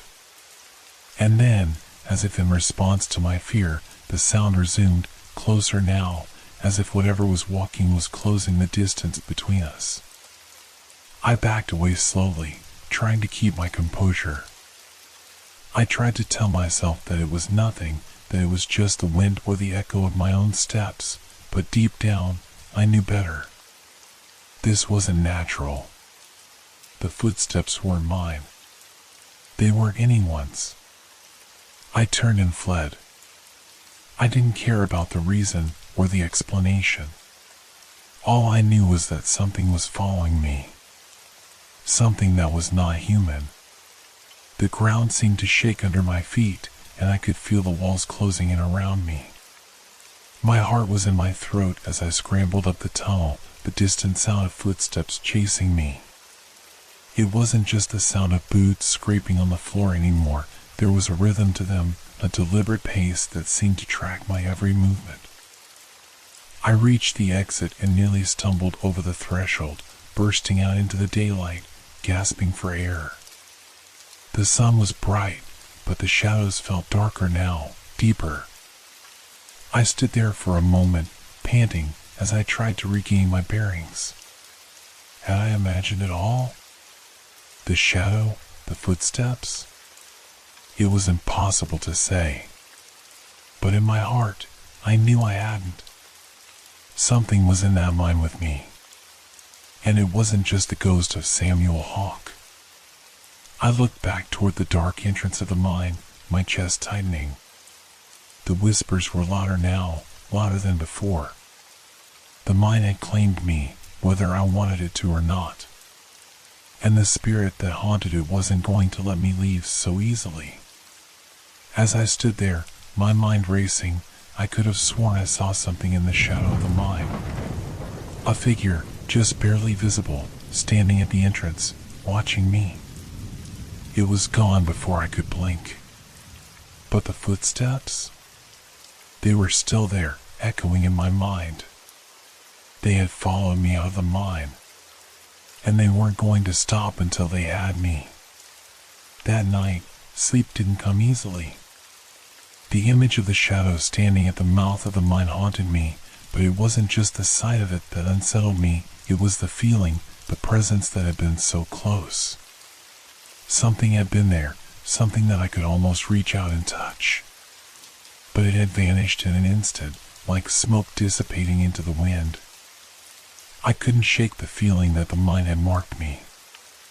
I had heard the whispers, felt the footsteps, seen the shadow, but none of that had prepared me for what was to come. There was an unnatural stillness to the air that night, as though the town itself was holding its breath, waiting for something to happen. I found myself unable to resist going back to the mine. It was foolish, I knew that. But every time I tried to leave it behind, it called to me. The stories, the history, the presence that lingered in the depths, they all gnawed at my mind, urging me to return. It wasn't just curiosity anymore. It felt like something was waiting for me, pulling me toward it. I didn't tell anyone that I was going. The last thing I needed was more warnings or questions about my sanity. I went alone, armed with my lantern and the few supplies I need to explore further. The moment I stepped into the mine, the familiar chill wrapped around me like an old, suffocating blanket. The sound of my boots on the gravel echoed off the walls, but it was quickly drowned out by the deep, unnatural silence that filled the space. Even the wind seemed to have abandoned me. The deeper I went, the more oppressive the air became. The walls pressed in, the shadows grew thicker, and I felt as if the darkness was a living thing, breathing and pulsing around me. The sound of my own heartbeat seemed deafening in the quiet. And then, there it was again. The footsteps. The slow, deliberate pace of boots scraping against the stone, echoing from somewhere ahead. I stopped in my tracks, my breath catching in my throat. This time, the footsteps didn't stop. They grew louder, closer, each step an unyielding rhythm that matched my pounding heart. I didn't want to move. Part of me wanted to turn and run, to leave the mine forever, but the other part, the part that was desperate to understand, held me in place. I had to know. I had to confront whatever haunted these depths. The footsteps continued until they were right behind me. I spun around, but there was no one there. And then I heard it, the sound of heavy breathing, ragged and uneven, as though someone, or something, was standing just inches away from me, their breath hot and heavy in my ear. My heart hammered against my ribs, my hands trembling. I lifted the lantern higher, my eyes searching the shadows, but there was nothing. The tunnel was empty, just like before. The footsteps had stopped. The breathing had stopped. But I knew it wasn't gone. It was still there, in the dark, watching. Without warning, the temperature around me plummeted. I could see my breath in the air, misting in front of me like fog. The cold crept into my bones, making it harder to move, harder to think. And then, the ground beneath my feet rumbled, softly at first, like the tremor of distant thunder, but it quickly grew stronger, the vibration intensifying until the entire mine seemed to shake. I staggered backward, my legs unsteady. The tunnel twisted before my eyes, the walls seeming to stretch and contract as though the mine itself were alive. The lantern flickered wildly in my hands, casting frantic shadows across the stone. And then, in the flickering light, I saw it. A figure, standing at the far end of the tunnel, Its outline was blurry, indistinct, but I could make out the shape, tall, thin, draped in what looked like old, tattered mining clothes. A faint glow illuminated its face, but I couldn't see any features. The eyes, no eyes, only black, empty sockets, staring at me with an intensity that made my skin crawl. The figure didn't move. It just stood there, watching, waiting. I couldn't breathe. My chest tightened, my throat constricted, and every instinct in my body screamed at me to run. But my feet felt as if they were frozen to the ground. The figure remained motionless, its presence like an immovable force that filled the space. The sound of a pickaxe echoed in the distance. The sharp, rhythmic strike of metal against stone, growing louder, faster. It was as though the figure was beckoning me, urging me toward it. And then, just as quickly, it stopped. I finally found my legs and bolted. The world blurred around me as I sprinted through the mine, the tunnel stretching on forever, the shadows seeming to shift with every step I took. The sound of footsteps followed me, but I didn't dare look back. I was only focused on getting out, getting away from the figure, from whatever it was that had been waiting for me in the dark. When I reached the entrance, I stumbled into the daylight, gasping for air. The cold of the mine still clung to me, making it feel as though I hadn't left at all. My heart was racing, my breath uneven. I stood at the edge of the entrance, staring back at the darkness, afraid to go back inside, but knowing that something would keep calling me. The mine had almost claimed me. I had come face to face with whatever haunted its depths, and the terror I felt was beyond anything I could have imagined. But what terrified me the most wasn't the encounter, it was the fact that I knew I would return. Because now, I could feel it. The pull of the mine. The call of Samuel Hawke's spirit, restless and hungry. It wasn't over. It had only just begun. The days that followed felt like a haze, a blur of sleepless nights and relentless thoughts, all swirling around the mine. I couldn't escape it. I tried to push it aside, to rationalize the things I'd seen, the things I'd heard. But the whispers, the footsteps, the ghostly figure, they consumed me. Every waking moment was filled with a gnawing need to understand, to know what had happened in that mine, and why its restless spirit had chosen me to be its next victim. But something in me had changed. Where I once feared the mine, I now felt a strange pull toward it, as though it was calling to me, beckoning me deeper into its shadowy depths. I had to know the truth. I had to uncover what had been hidden for so long, buried beneath layers of rock and forgotten time.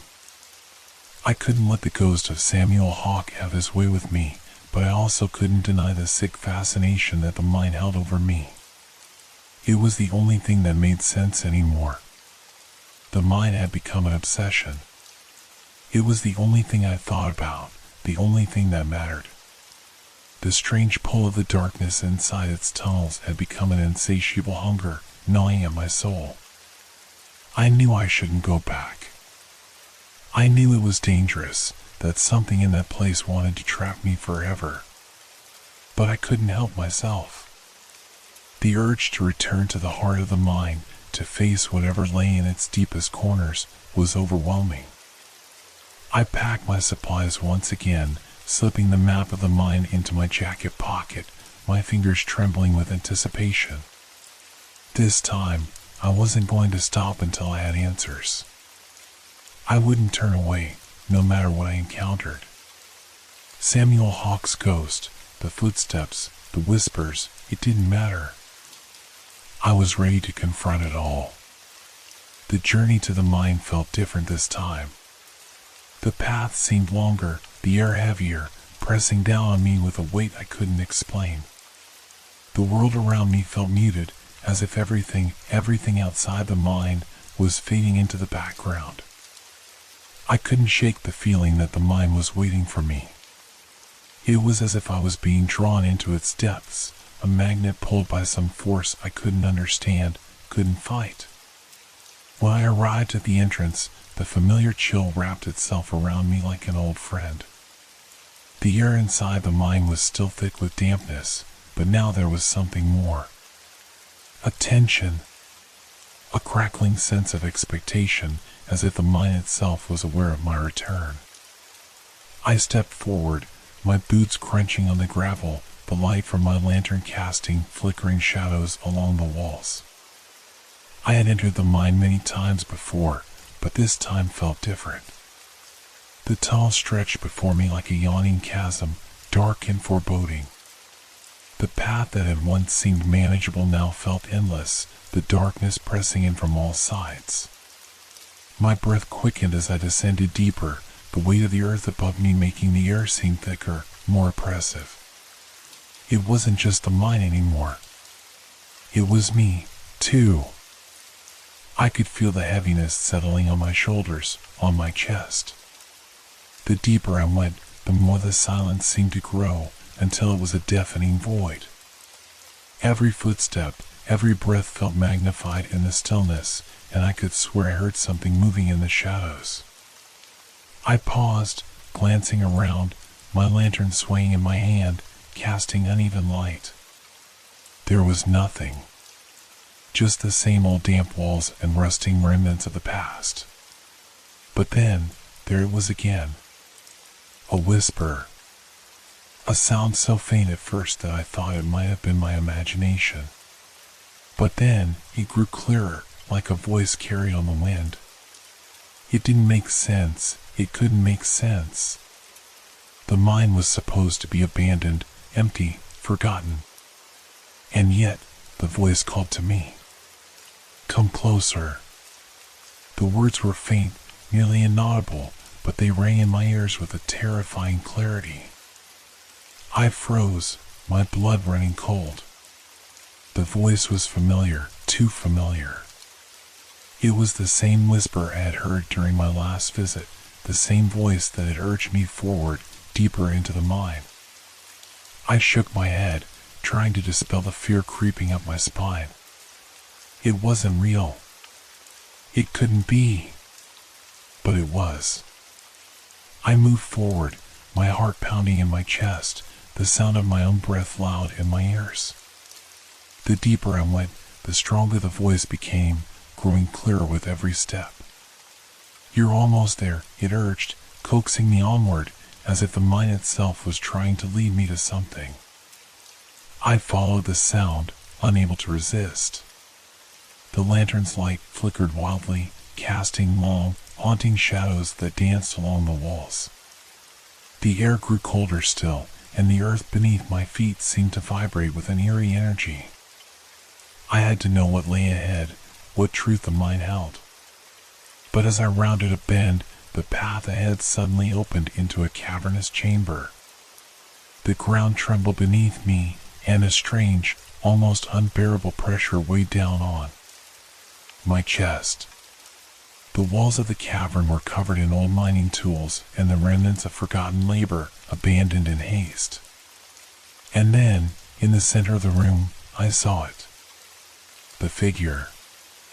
It was standing there, cloaked in shadow, unmoving, its shape barely visible in the dim light. But there was no mistaking it. It was the ghost of Samuel Hawke. He stood perfectly still, a shadow of a man, his features indistinct but his presence overwhelming.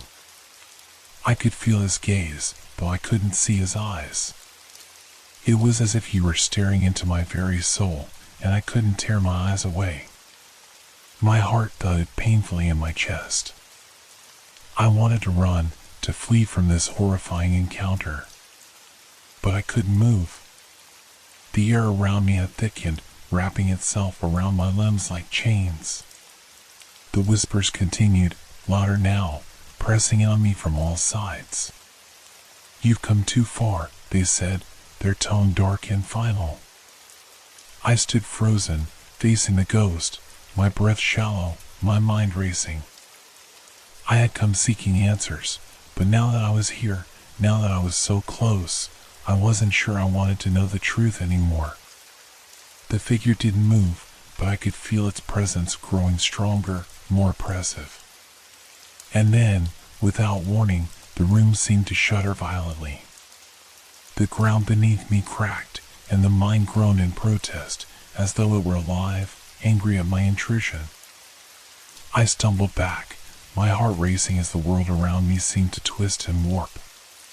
The ghost was still there, but now it felt closer, looming over me, suffocating me with its cold, unyielding presence. I knew then I had made a mistake. The mine was never going to let me go. I could hardly see my hand in front of my face, let alone the walls of the mine. The air was thick, as if the very shadows had condensed into a fog that clung to my skin and filled my lungs with a damp heaviness. It wasn't natural. It felt wrong, like the mine itself was exhaling, breathing something dark into the very heart of its depths. The fog rolled in slowly at first, creeping along the floor like a living thing. But within minutes, it thickened, swirling around my ankles, rising higher and higher as though it were alive and trying to swallow me whole. I could hear my breath rasping in my ears, each inhalation stifled by the cool, oppressive air. My lantern's light barely cut through the haze. It flickered sporadically, casting long, distorted shadows along the walls that seemed to twist and stretch, dancing to an unseen rhythm. I hesitated. The fog was like a living entity, pressing in on me from all sides, distorting the familiar tunnel into something unrecognizable. It was as if the mine itself had decided to close in, trapping me within its dark embrace. But I couldn't stop. I had to keep moving. Every part of me screamed to turn back, to leave the suffocating mist behind, but the pull of the mine, of whatever was waiting for me deeper within, kept me going. I took one cautious step forward, and the floor beneath my boots seemed to shift, the ground uneven and treacherous. The fog seemed to play tricks on my senses, distorting the path ahead and making it feel as though I was walking in circles. The walls around me were no longer straight, but curved and jagged, as though the very shape of the tunnel was warping to keep me lost. The further I went, the harder it became to find any bearings, any landmarks. The mine had changed. It wasn't just a place anymore. It had become a maze of uncertainty, a living, breathing entity that shifted with every step. And then, the whispers returned. At first, I thought it was just the wind, but as I strained to listen, the sound became clearer. They were voices, murmuring in low, guttural tones, echoing through the fog. They seemed to come from every direction, bouncing off the walls, the floor, the very air itself. "Turn back," one voice whispered, the words laced with venom. "It's too late for you," another murmured, almost as if in pity. I shook my head, trying to block them out. The whispers were getting louder now, like a chorus of voices all around me, their words mingling and blending into a cacophony of eerie sounds. I could feel the tension building inside me, the hairs on the back of my neck standing on end, every instinct screaming for me to flee. But I couldn't. I couldn't leave without answers. The obsession that had taken hold of me had a grip that was unrelenting, and I was too far in now. I pushed forward, my lantern swinging wildly in my hand, illuminating nothing but the swirling fog. The whispers grew more insistent, like they were trying to get under my skin, seeping into my thoughts. Closer. I felt a sudden, sharp pressure on my chest, like something was forcing the air from my lungs. The ground beneath me rumbled again, but this time it was different. It was a deep, rumbling growl, like the mine itself was warning me, threatening to swallow me whole. My feet faltered, and I stumbled, the fog thickening around me, making every movement feel sluggish, like I was moving through tar. There was no way to tell where I was anymore. The walls had disappeared into the fog, and the faint light from my lantern barely made a dent in the thick, suffocating atmosphere. I reached out, my fingers brushing against the cold, damp stone, hoping to steady myself, but the touch only made my skin crawl. It felt wrong. The stone was no longer just stone, it felt like bone, slick and unnatural beneath my fingertips. I took a deep breath, trying to steady my racing heart, but the air tasted sour in my mouth, thick with the scent of earth and decay. And then, just as I thought I might pass out from the overwhelming pressure, the fog parted for a moment, revealing a sliver of the path ahead.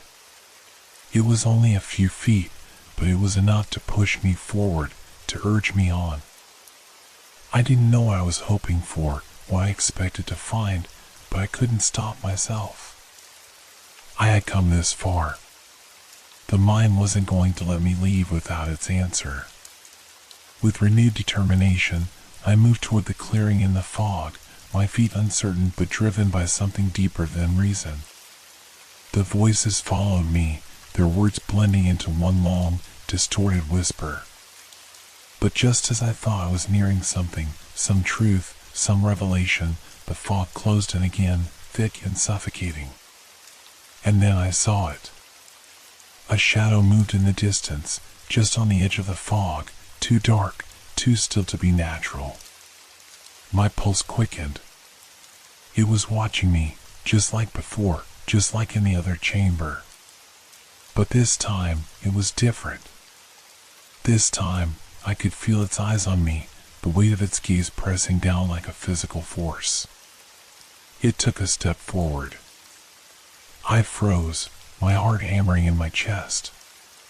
The shadow's form was now clearer, but still indistinct, shifting, as though it was made of smoke and darkness. And then, in the deepest part of my mind, I heard the voice again, only this time, it wasn't coming from the shadows. It was coming from within me. You are mine now. The words echoed in my mind, and for a moment, everything went still. The whisper ceased. The fog parted just enough for me to see that shadow, standing in the distance, now closer than ever. I couldn't move. I couldn't speak. I was paralyzed, caught in the grip of something far beyond my understanding. The mind had claimed me. The air in the mind grew colder, biting at my skin as though the walls themselves were breathing out frost. My lantern, now a trembling light in the suffocating dark, flickered erratically, casting long shadows that seemed to stretch unnaturally across the walls. I had crossed some threshold, one that I couldn't go back from. It was no longer just a place of eerie quiet. The mind had come alive with the presence of something far beyond the realm of the living. The ground beneath my feet seemed to shift, and for a moment, I thought I'd lost my balance. A sudden, sharp rumble coursed through the earth, and I staggered as the floor beneath me trembled, like a low growl from the depths. The rocks on the walls shifted with a sound that was disturbingly familiar, like a scraping pickaxe, dragging across stone. My breath caught in my throat, and I stood still, holding my lantern aloft as if the light might shield me from whatever was to come. The scraping grew louder, closer, until it was almost deafening. My eyes darted frantically around the mine, searching for the source, but there was nothing. No sign of movement, no miner, no figure, just the oppressive darkness pressing out on all sides. The faintest breath of cold air brushed against my neck, and the hairs on my skin stood up, a chill deeper than the cold of the mine itself. The scraping stopped suddenly, and the silence that followed was more suffocating than the noise had been. I couldn't shake the feeling that I wasn't alone anymore. The atmosphere had shifted. There was an intent behind it all now, a knowing, as if the very mind had become aware of my presence and was responding to me.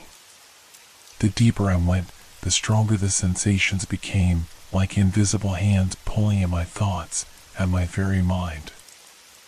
I could feel the ghost drawing nearer, its presence hovering just beyond the edge of my perception. The walls groaned, the sound like the creaking of a ship's timbers in the wind. I jumped, startled by the noise, but when I looked around, the path before me seemed unchanged. No new fissures, no new cracks. Nothing that explained the sound. The longer I stayed, the more it felt as though the mine itself was shifting, transforming with each passing second. The floor was uneven, but now it was almost as though the earth was warping beneath my feet, one moment solid, the next giving way to a faint sense of instability. And then, the first physical disturbance occurred. I saw it before I felt it. A pile of rocks on the side of the tunnel, rocks that I was sure hadn't been there before, suddenly shifted. It was subtle at first, a small stone roll from the pile, followed by another. Then, with a sudden, violent force, the entire mound collapsed, sending a cascade of sharp, jagged rocks tumbling toward me. I threw myself backward, narrowly avoiding the falling debris, my heart racing in my chest.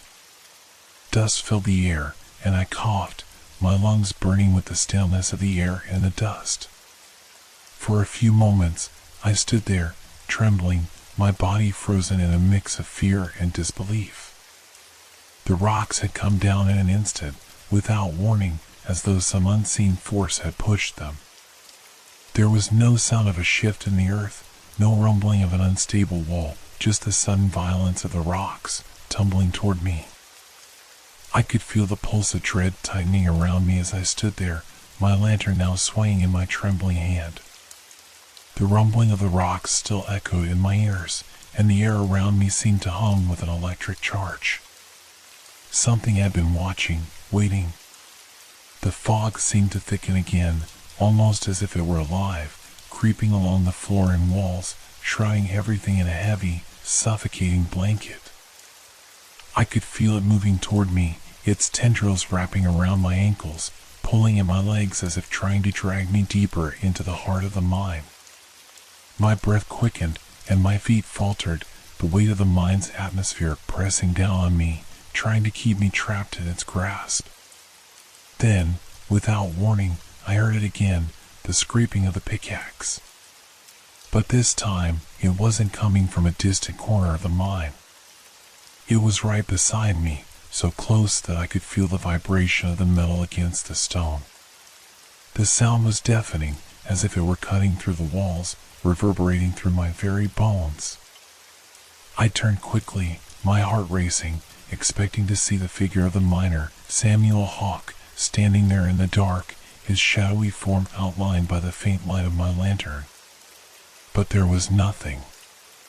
Just the darkness, and the relentless scraping that had now become a living, breathing thing. I could feel it crawling along my skin, pulling me deeper into the mine with its maddening sound. The pickaxe dug into the stone over and over, relentless, as though it were carving its way through the very earth itself. I backed away slowly, my eyes scanning the darkness, my body taut with fear. It was impossible. There was no one there. The only thing I could see was the fog swirling around my feet and the jagged rocks that still littered the path. But the sound of the pickaxe, oh, it was so real, so alive. The temperature dropped suddenly, the chill cutting through my coat like a knife. I could see my breath fogging in the air, a telltale sign that something unnatural was at work. My hands were shaking as I clutched the lantern tighter, the flame flickering in the wind that seemed to have come from nowhere. And then, a shift in the fog. I saw it, faint at first, just the outline of something, but then clearer. A figure, tall and looming, shrouded in mist. The ghost of the miner. Samuel Hawke. His form was indistinct, barely there, but I could feel him, feel his anger, his restlessness, his hunger for something that was never satisfied. I was no longer just hearing him, I was feeling him. The presence was all-encompassing, the very air thick with the weight of his unrelenting rage. I had crossed into his domain, and there was no turning back now. the scraping stopped. For a moment, there was nothing but the deafening silence, as if the mine itself were holding its breath, waiting for something. And then, in the deep, suffocating quiet, I heard it, a single, guttural growl, rising from the depths of the mine. It was a sound that seemed to come from the very bowels of the earth, from something ancient and angry, something that had been trapped down here for far too long. I took a step back, my heart pounding, my legs feeling weak beneath me. The growl rumbled again, louder this time, shaking the very ground beneath my feet. It was time to leave. But I knew deep down that I couldn't. The mine seemed to twist and bend as I descended further, every turn more disorienting than the last. The air was heavier now, the oppressive weight of it almost unbearable. Each breath felt like I was inhaling the very darkness that surrounded me, filling my lungs with a chill that no earthly temperature could explain. I felt the ghost's presence again, lurking just behind the veil of shadows, as if it were guiding me deeper into the heart of its domain. There was no doubt in my mind now, Samuel Hawke was real. This was no illusion, no figment of my imagination. The presence that haunted the mine was no mere rumor or superstition, it was the lingering, restless spirit of a man who had died here, in the very depths of this forsaken place. I had to find out what had happened to him, why his spirit lingered, unable to move on. And in that quest, I couldn't help but feel an increasing sense of inevitability. I was drawn toward it, toward the core of the mine, where I hoped to find the answers. But a small, rational part of me wondered if I had been drawn here for a far darker reason. The fog continued to coil around me, its presence relentless. My lantern flickered, casting pale, trembling light over the jagged walls as I pressed forward. The sounds of my own footsteps echoed in the silence, a constant reminder that I was utterly alone in this tomb of stone and shadow. Then, I saw it. The tunnel opened up into a large cavern, its ceiling high and cavernous, the walls lined with debris and twisted, half-buried relics of the past. There, at the very heart of the cavern, was a pile of old mining equipment, crushed, bent, and half-buried beneath the rubble. But it wasn't just the remnants of a forgotten era that caught my attention. No, it was what lay beneath it that made my blood run cold. A body. It was not fully preserved, of course. Time had taken its toll on the remains, but it was clear enough. The figure lay sprawled across the floor, its limbs twisted at unnatural angles. It was a man, no doubt about it. His clothes, what was left of them, were tattered and torn, remnants of a miner's outfit, the kind I had seen in photographs. His face, though partially obscured by decay, bore the unmistakable mark of someone who had once been alive, once walked this earth with purpose. But it was the way he lay there that struck me. His arms were outstretched, as though he had tried to crawl towards something, or perhaps someone. The ground around him was disturbed, showing signs of struggle. Dirt had been dug up, scattered like a chaotic, frantic attempt to escape, to break free from something far worse than the collapse of the mine. I knelt beside the body, my heart hammering in my chest as I examined the sight more closely. There was blood, dried, blackened, staining the ground beneath the miner's outstretched hand. His fingers were broken, bent unnaturally, as if he had clawed at the earth in a final, desperate effort to survive. It didn't make sense. If the mine had collapsed, surely there would have been more evidence of it, more debris to explain how the miner had died. But there was something else. I reached for the ground beneath the miner's hand, brushing away dirt and debris, and uncovered a rusty pickaxe, a tool that had been used recently, perhaps even by the miner himself. The edges were dull from years of use, but it was still a deadly weapon in its own right. I picked it up carefully, feeling the weight of it in my hand, wondering if it had been the very tool that had brought about his end. As I ran my fingers along the rusted handle, something caught my eye. There, among the debris, was a scrap of cloth, dark, blood-stained, and torn, caught on the jagged edges of a broken rock. I pulled it free, and the sight of it made my stomach twist in horror. It was part of a mining jacket, but the color. It was the same deep crimson as the blood that stained the ground around the miner's body. As I unfurled the cloth, a chill ran through me. I could see something embroidered on the torn fabric, a symbol that I recognized from the stories. It was the emblem of the mining company that had once operated here, the very company that had disappeared after the tragic collapse. But it was more than that. The cloth was stained not just with blood, but with something else.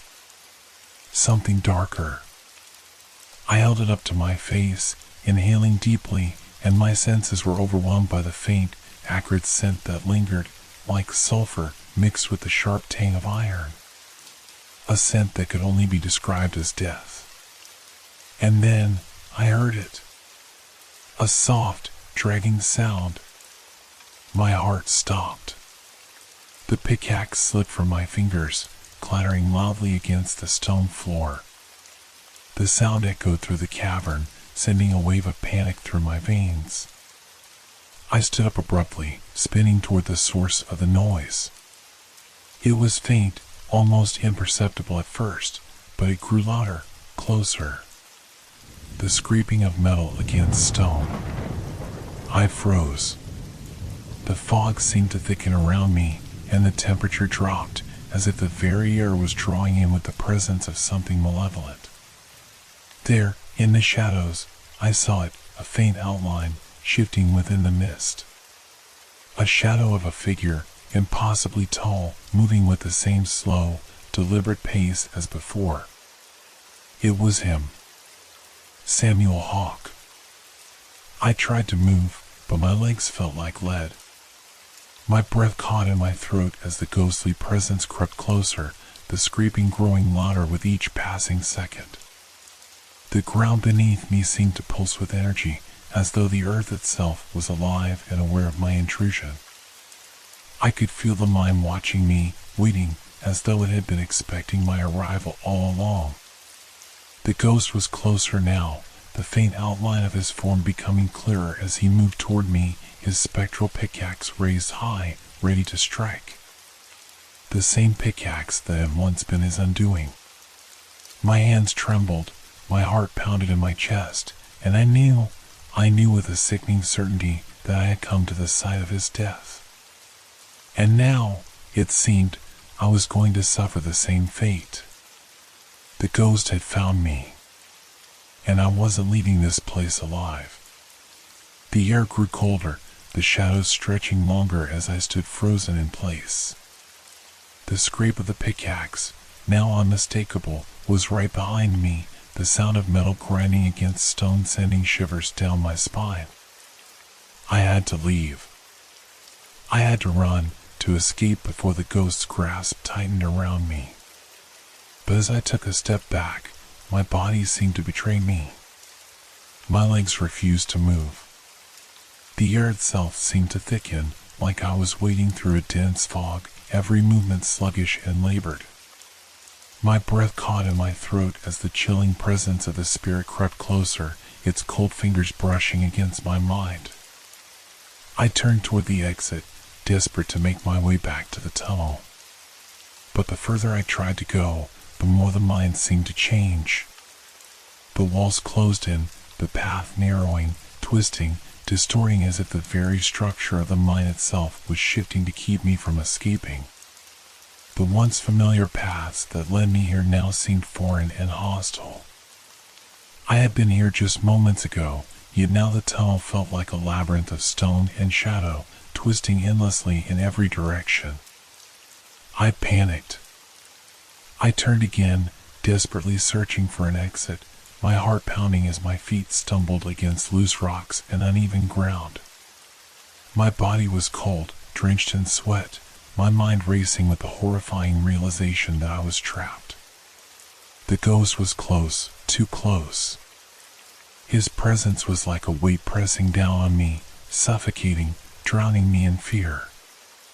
It felt like the very air around me was alive, pressing in, pushing me back toward the heart of the mine.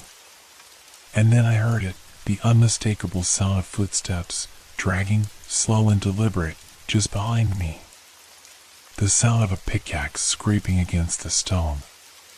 It was as though the ghost were guiding me, pulling me, forcing me to return to the place where he had died. I could feel it, his presence, stronger than ever. A force unlike anything I had ever experienced, like an invisible hand reaching into my chest, squeezing my very soul. The pull was relentless, a magnetic force that tugged me deeper into the mine as though it had become my new home, my new prison. My legs trembled. My vision blurred. I stumbled forward, unable to stop myself, the eerie force compelling me to move, to walk deeper into the heart of the mine where the ghost's death had occurred. The closer I got to the spot, the more I felt his presence, as though I were being drawn into the very epicenter of his torment, a place where the spirit's anguish was bound forever to the earth. I tried to fight it. I tried to run, to claw my way back to the entrance, but the power of the ghost was too strong. I felt a pressure building in my chest, a suffocating weight that forced me to kneel. My breath came in short gasps, my chest tightening as if I were drowning in the very atmosphere of the mine. It was then that I realized the mine wasn't just a place where Samuel Hawke had died. It was a tomb, a burial ground for his soul. And I was not merely a witness to his haunting. I was part of it now. The mine had claimed me, just as it had claimed him. The ghost's vengeful spirit was bound to this place, and it seemed to be reaching out for me, pulling me into its darkness. I could hear his voice now, faint whispers, like a distant memory, echoing in my mind. His words were muffled, indistinguishable at first, but as I focused, they became clearer. "Stay with me." The whisper was low, almost tender, like a plea, a demand. My heart hammered in my chest, my instincts screamed at me to leave, to run as far from this place as possible. But the pull, the force of the spirit's power, was overwhelming. It was as though the very earth beneath my feet was alive, a living, breathing entity that refused to let me go. I could feel his presence now, closer than ever. He was here, with me. His spectral form drifted in and out of my vision, an outline of a man, lost in time, forever bound to the mine. I could see the faint flicker of a lantern's glow, the ghost's hand gripping the handle as he slowly approached. "Stay, it's too late to leave." The words came again, softer this time, a whisper that seemed to curl around my mind like smoke, filling my thoughts with dread. I could feel his gaze on me, an icy touch that reached deep into my soul. His presence was suffocating, all-encompassing. It was as if I were no longer my own person, but something part of the mine itself, tied to its history, its past. I tried to scream, to fight against the force that held me in place, but my voice faltered, swallowed by the darkness. I was no longer in control of my own body. The spirit had claimed me. The pickaxe scraping against stone grew louder now, the sound filling the mind, deafening in its intensity. And with it came the ghost's cold, unyielding grasp, pulling me back into the depths, pulling me closer to the heart of the mine where the past had never let go. And as I felt the weight of his presence pressing down on me, I knew, deep in my gut, that I had crossed a line I could never return from. The mine had claimed me. I was no longer just a visitor. I was part of the story now. The deeper I ventured into the mine, the more I felt the oppressive weight of something ancient pressing against my chest. Every step seemed to pull me further away from reality, as if the very fabric of time and space was being warped by the malevolent energy that clung to this place. It wasn't just the ghost of Samuel Hawke that haunted these tunnels, it was something older, more ingrained in the mine's history, something that had been left behind by those who had dared to explore this forsaken place before me. The air grew denser as I pressed forward, the narrow passageways winding tighter, forcing me to crouch low. My lantern flickered in the growing darkness, casting long, distorted shadows that seemed to dance along the walls. I could feel the mine closing in around me, its oppressive silence punctuated only by the occasional drip of water from the ceiling and the distant sound of scraping metal. Whether the ghost was near or just my imagination, I couldn't tell anymore. As I moved, my eyes caught something strange, a faint, carved symbol on the wall, half hidden by the layers of dirt and grime. At first, it seemed like nothing more than an odd, abstract shape, a jagged mark left by the careless hand of a miner. But as I wiped away the dirt, I realized it was far more deliberate, far more precise than any ordinary scratch or carving. It was a symbol, a triangle with a single line drawn through the center, the edges sharp and deliberate, as if it had been etched with a tool that was too old to have been used recently. There were other symbols around it, strange, incomprehensible markings that seemed to form a pattern. A sense of foreboding washed over me as I ran my fingers over the smooth edges of the marks, a feeling that I was touching something that shouldn't have been disturbed, something that was never meant to be found. The symbols weren't the only signs left behind. As I moved deeper into the tunnel, I began to find other strange markings on the walls, warnings, perhaps. Some were crude, hastily scrawled in chalk or coal dust, while others were more intricate, carved into the stone with precision. Each one seemed to tell a story, a warning to those who came after, but what those stories were, I couldn't quite decipher. The first warning I encountered was a series of words written in block letters across the rough stone. Turn back. Do not enter. The writing was faded, barely visible in the dim light of my lantern, but the message was clear. Whoever had written it was trying to prevent others from going any further, perhaps someone who had experienced the mine's dark secrets firsthand, someone who had witnessed the horrors I had only begun to understand. I moved past the warning, my pulse quickening as I felt a cold chill creep over me, like fingers running across my skin. The symbols seemed to grow more frequent as I moved deeper, as though the mine itself was warning me to turn around, to leave before it was too late. Then, I found something that made my heart race. In the corner of a narrow passage, hidden behind a jagged outcrop of stone, was a crude wooden sign. It was old, so old, in fact, that the wood had splintered and warped, but the words carved into it were still legible, though faint. No one leaves this place. I felt a knot twist in my stomach. It was a warning, yes, but it was also a curse. Whoever had left it had not just been trying to stop others from entering, they were trying to make sure no one ever left. The idea that the mine had claimed more lives, more souls, than just Samuel Hawke chilled me to the core. It was as if the very essence of this place was tied to the deaths that had occurred within its walls. No one left. Not now. Not ever. I stepped back from the sign, my body instinctively recoiling from the words. It was as if the mine itself had absorbed the terror and despair of those who had fallen victim to it, their warnings etched into the very stone, their fears immortalized in the wood and dirt.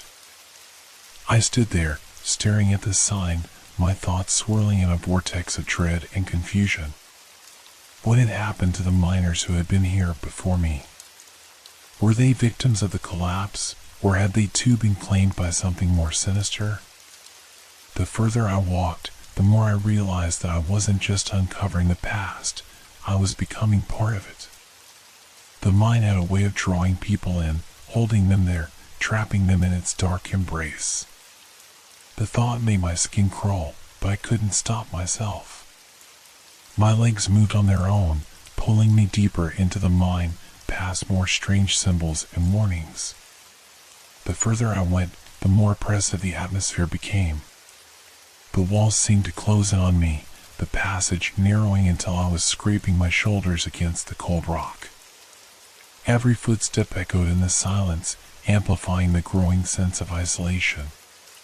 And then I heard it again, the scraping sound. This time, it wasn't distant. It was right behind me, close enough that I could feel the vibrations in the walls. The presence of the ghost was undeniable now. He was near, watching me, waiting for me to venture further into the dark heart of his domain. I didn't want to turn around. I didn't want to face him, not yet. But I knew, deep down, that there was no turning back now. The mine had already claimed me. And with every step I took, the grip it on me tightened, pulling me toward the same fate that had befallen the men who had come here before. But there was one thing I didn't understand. Why had they left these warnings? Why had they gone to such lengths to tell me to turn back? The answer was clear now. They had known. They had known what awaited me in the depths. And they had tried to warn me. But it was too late. I was already in too deep. The further I delved into the mine, the more the air seemed to press down on me, thick with an unseen force. Each step echoed in the silence, each breath felt heavier than the last. But as I moved deeper, a chilling realization began to crystallize in my mind, a thought that sent a cold shiver racing down my spine, and I almost wished I could turn back and forget what I was beginning to understand. The ghost wasn't merely haunting this place. It was guarding it. At first, I had assumed Samuel Hawke's restless spirit was driven by anger, by the torment of his untimely death in the mine's darkness. But now, as I stood in the thickening shadows, examining the strange symbols and warnings left behind by those who had ventured here before, the truth began to settle in like a weight in my chest. The ghost wasn't just wandering the tunnels in search of vengeance, he was protecting something that the world outside the mine was not meant to know. The idea seemed absurd at first, a maddening thought that made my pulse race. What could he be protecting? What could be so important, so dangerous, that a spirit, whose death had been horrific, would sacrifice itself to ensure it remained buried, hidden from the world? I turned down another narrow corridor, my lantern casting a wavering light that barely illuminated the path ahead. The walls seemed to close in around me, the air growing colder still. I had seen signs of the ghost's presence already, scratching noises, the occasional flicker of light, and, of course, the constant feeling of being watched. But now, something felt different. More tangible. More real. The closer I got to the heart of the mine, the more I felt the oppressive weight of something ancient, something dangerous pressing in from all sides. The warnings left by those who had come before me, those miners and explorers, became clearer in my mind. They were not just messages of fear, they were pleas for others to stay away. It was not the ghost they feared, at least not entirely. It was the thing hidden within the mind, the secret buried so deep that even in death, Samuel Hawke had sworn to protect it with his very soul. The air grew denser as I turned a corner and came face to face with another symbol, this one far more intricate than the others. It was carved into the stone with such care and precision that it almost seemed alive, like it had been etched by hands that had never left the mine.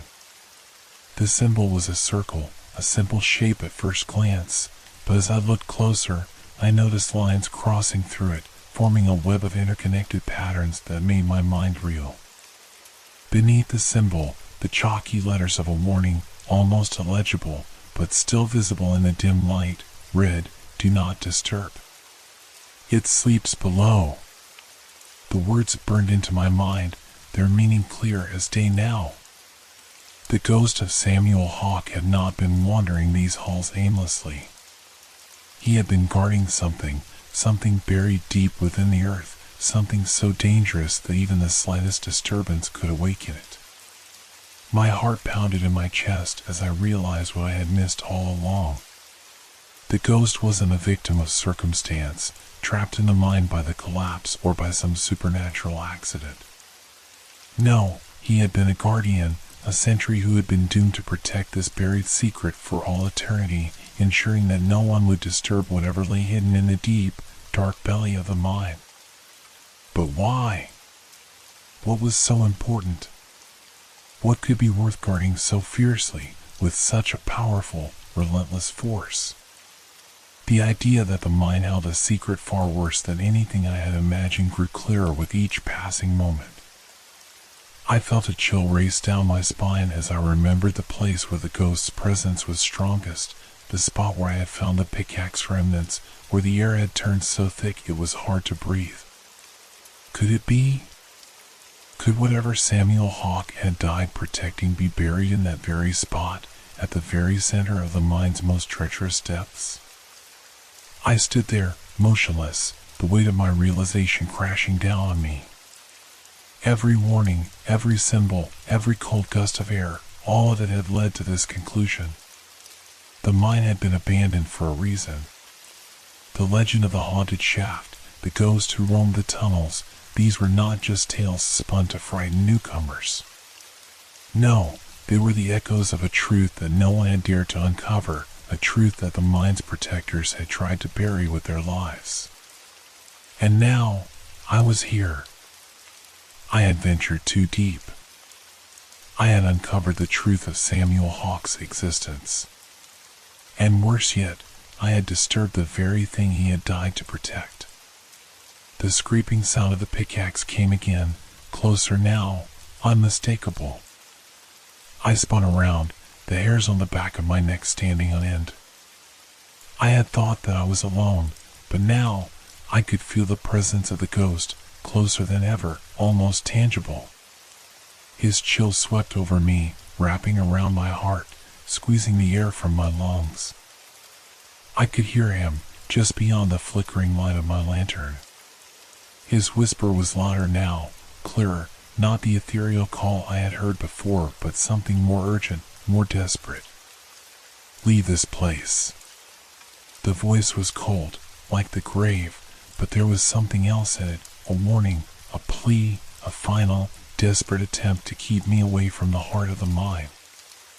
I could feel his presence closing in, a dark shadow that seemed to fill the space, suffocating in its intensity. I wanted to turn and run, but my legs wouldn't move. I was rooted in place by the weight of what I had uncovered, by the realization that whatever lay buried here, beneath the surface, beneath the rock and dirt, was far more dangerous than I could ever have imagined. Samuel Hawke wasn't a victim.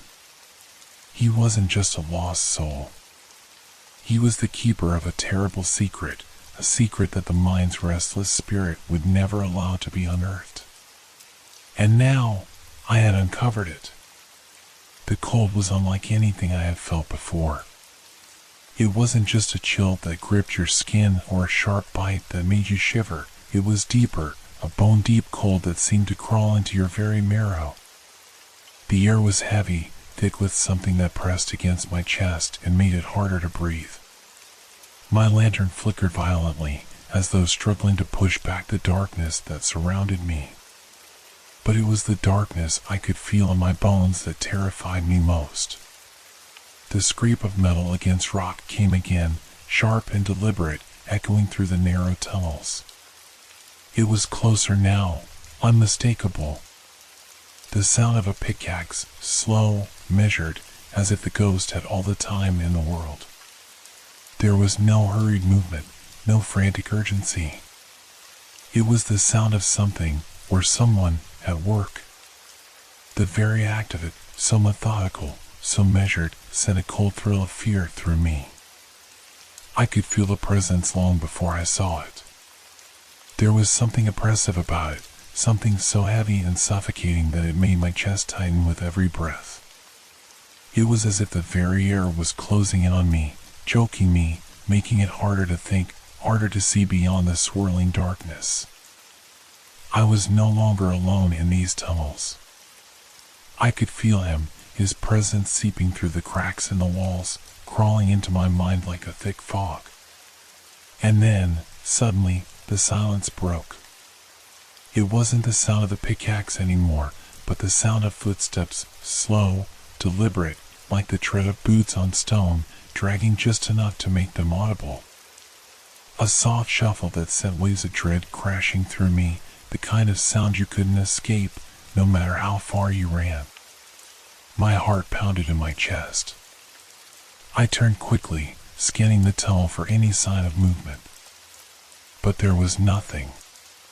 The flickering light of my lantern barely pierced the thick shadows that swallowed the walls ahead of me. For a brief moment, I thought I had imagined it, that the mind was playing tricks on me, as it had done so many times before. But deep down, I knew better. He was here. I could feel him, an overwhelming weight that seemed to press against my very soul. His presence was suffocating, thick with a coldness that seeped into every crevice of the mind. It was not just the sensation of being watched, it was the certainty that something far older, far more powerful, was standing right in front of me, just out of sight. The air itself seemed to hum with a low, vibrating tension, like the seconds before a storm breaks. Then, I saw it. It was a fleeting movement, a shadow against the rock, barely visible in the dim light, but it was there. Just a figure, no features, no shape, just an outline, darker than the shadows around it. It shifted, moving with a slow, unnatural grace, as if it were part of the darkness itself. A man-shaped silhouette, but there was nothing human about the way it moved, nothing alive.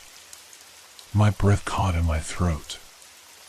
I took a step back, instinctively, but the air was so thick it felt like I was moving through water. My legs felt like they were sinking into the ground, the weight of the presence surrounding me anchoring me in place. I couldn't move. The figure had stopped moving now, and I could feel it standing there, watching me, patiently, quietly, as if it had all the time in the world. The silence was unbearable. I wanted to scream, to run, but I couldn't. My body was frozen in place, my mind scrambling for answers I couldn't find. What was it? Why was it here? What did it want from me? The pressure in the air seemed to grow stronger, heavier. I could hear the faint sound of breathing, soft, slow, almost imperceptible, but unmistakable. It was coming from the figure, from the space between us. I could feel the breath in my lungs grow shallow, my chest tight with the weight of the unseen presence that loomed before me. And then, it moved. The figure didn't walk, didn't run, it simply shifted, like the shadows themselves had taken on form, drifting towards me without a sound. It was so close now, too close, and I could feel its presence pressing against me, a pressure that was almost unbearable, like a weight on my chest, crushing the air from my lungs.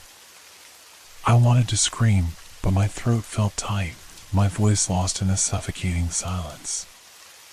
I couldn't see its face, there was nothing there, no eyes, no features, just the oppressive blackness. But I could feel it staring at me, piercing into me with an intensity that made my skin crawl. It wasn't angry or vengeful, it wasn't anything human. It was something else entirely. Something older, darker, beyond the understanding of any living soul. And then, just as quickly as it had appeared, it was gone. The air lightened, the weight lifting from my chest, and I was left standing in the quiet, my heart racing, my breath coming in ragged gasps. But it wasn't over. Not by a long shot. I could still feel it, lurking just beyond the reach of my senses, still watching, still waiting. The figure had left, but the air hadn't returned to normal. It was still thick with that oppressive presence, still heavy with the ghost's silent warning. The ghost of Samuel Hawke hadn't shown himself out of anger or malice. No, he had shown himself to warn me. To protect something buried deep in the heart of the mind, something that should never be uncovered. I had come too close. And now, the real danger was beginning to make itself known. The mine had always been a place of darkness, but now the shadows seemed to cling to me, following my every move. Every step I took reverberated in my mind, as if I were walking on the edge of something I couldn't comprehend. I had thought the worst was over, the ghost, the warning, the heavy air, but the deeper I went, the more the mind twisted, contorted into something unrecognizable. At first, it was subtle. I would turn a corner, and for a fleeting moment, I thought I saw something move in the darkness, just a flicker, a shift in the shadows. But when I turned to look, there was nothing there.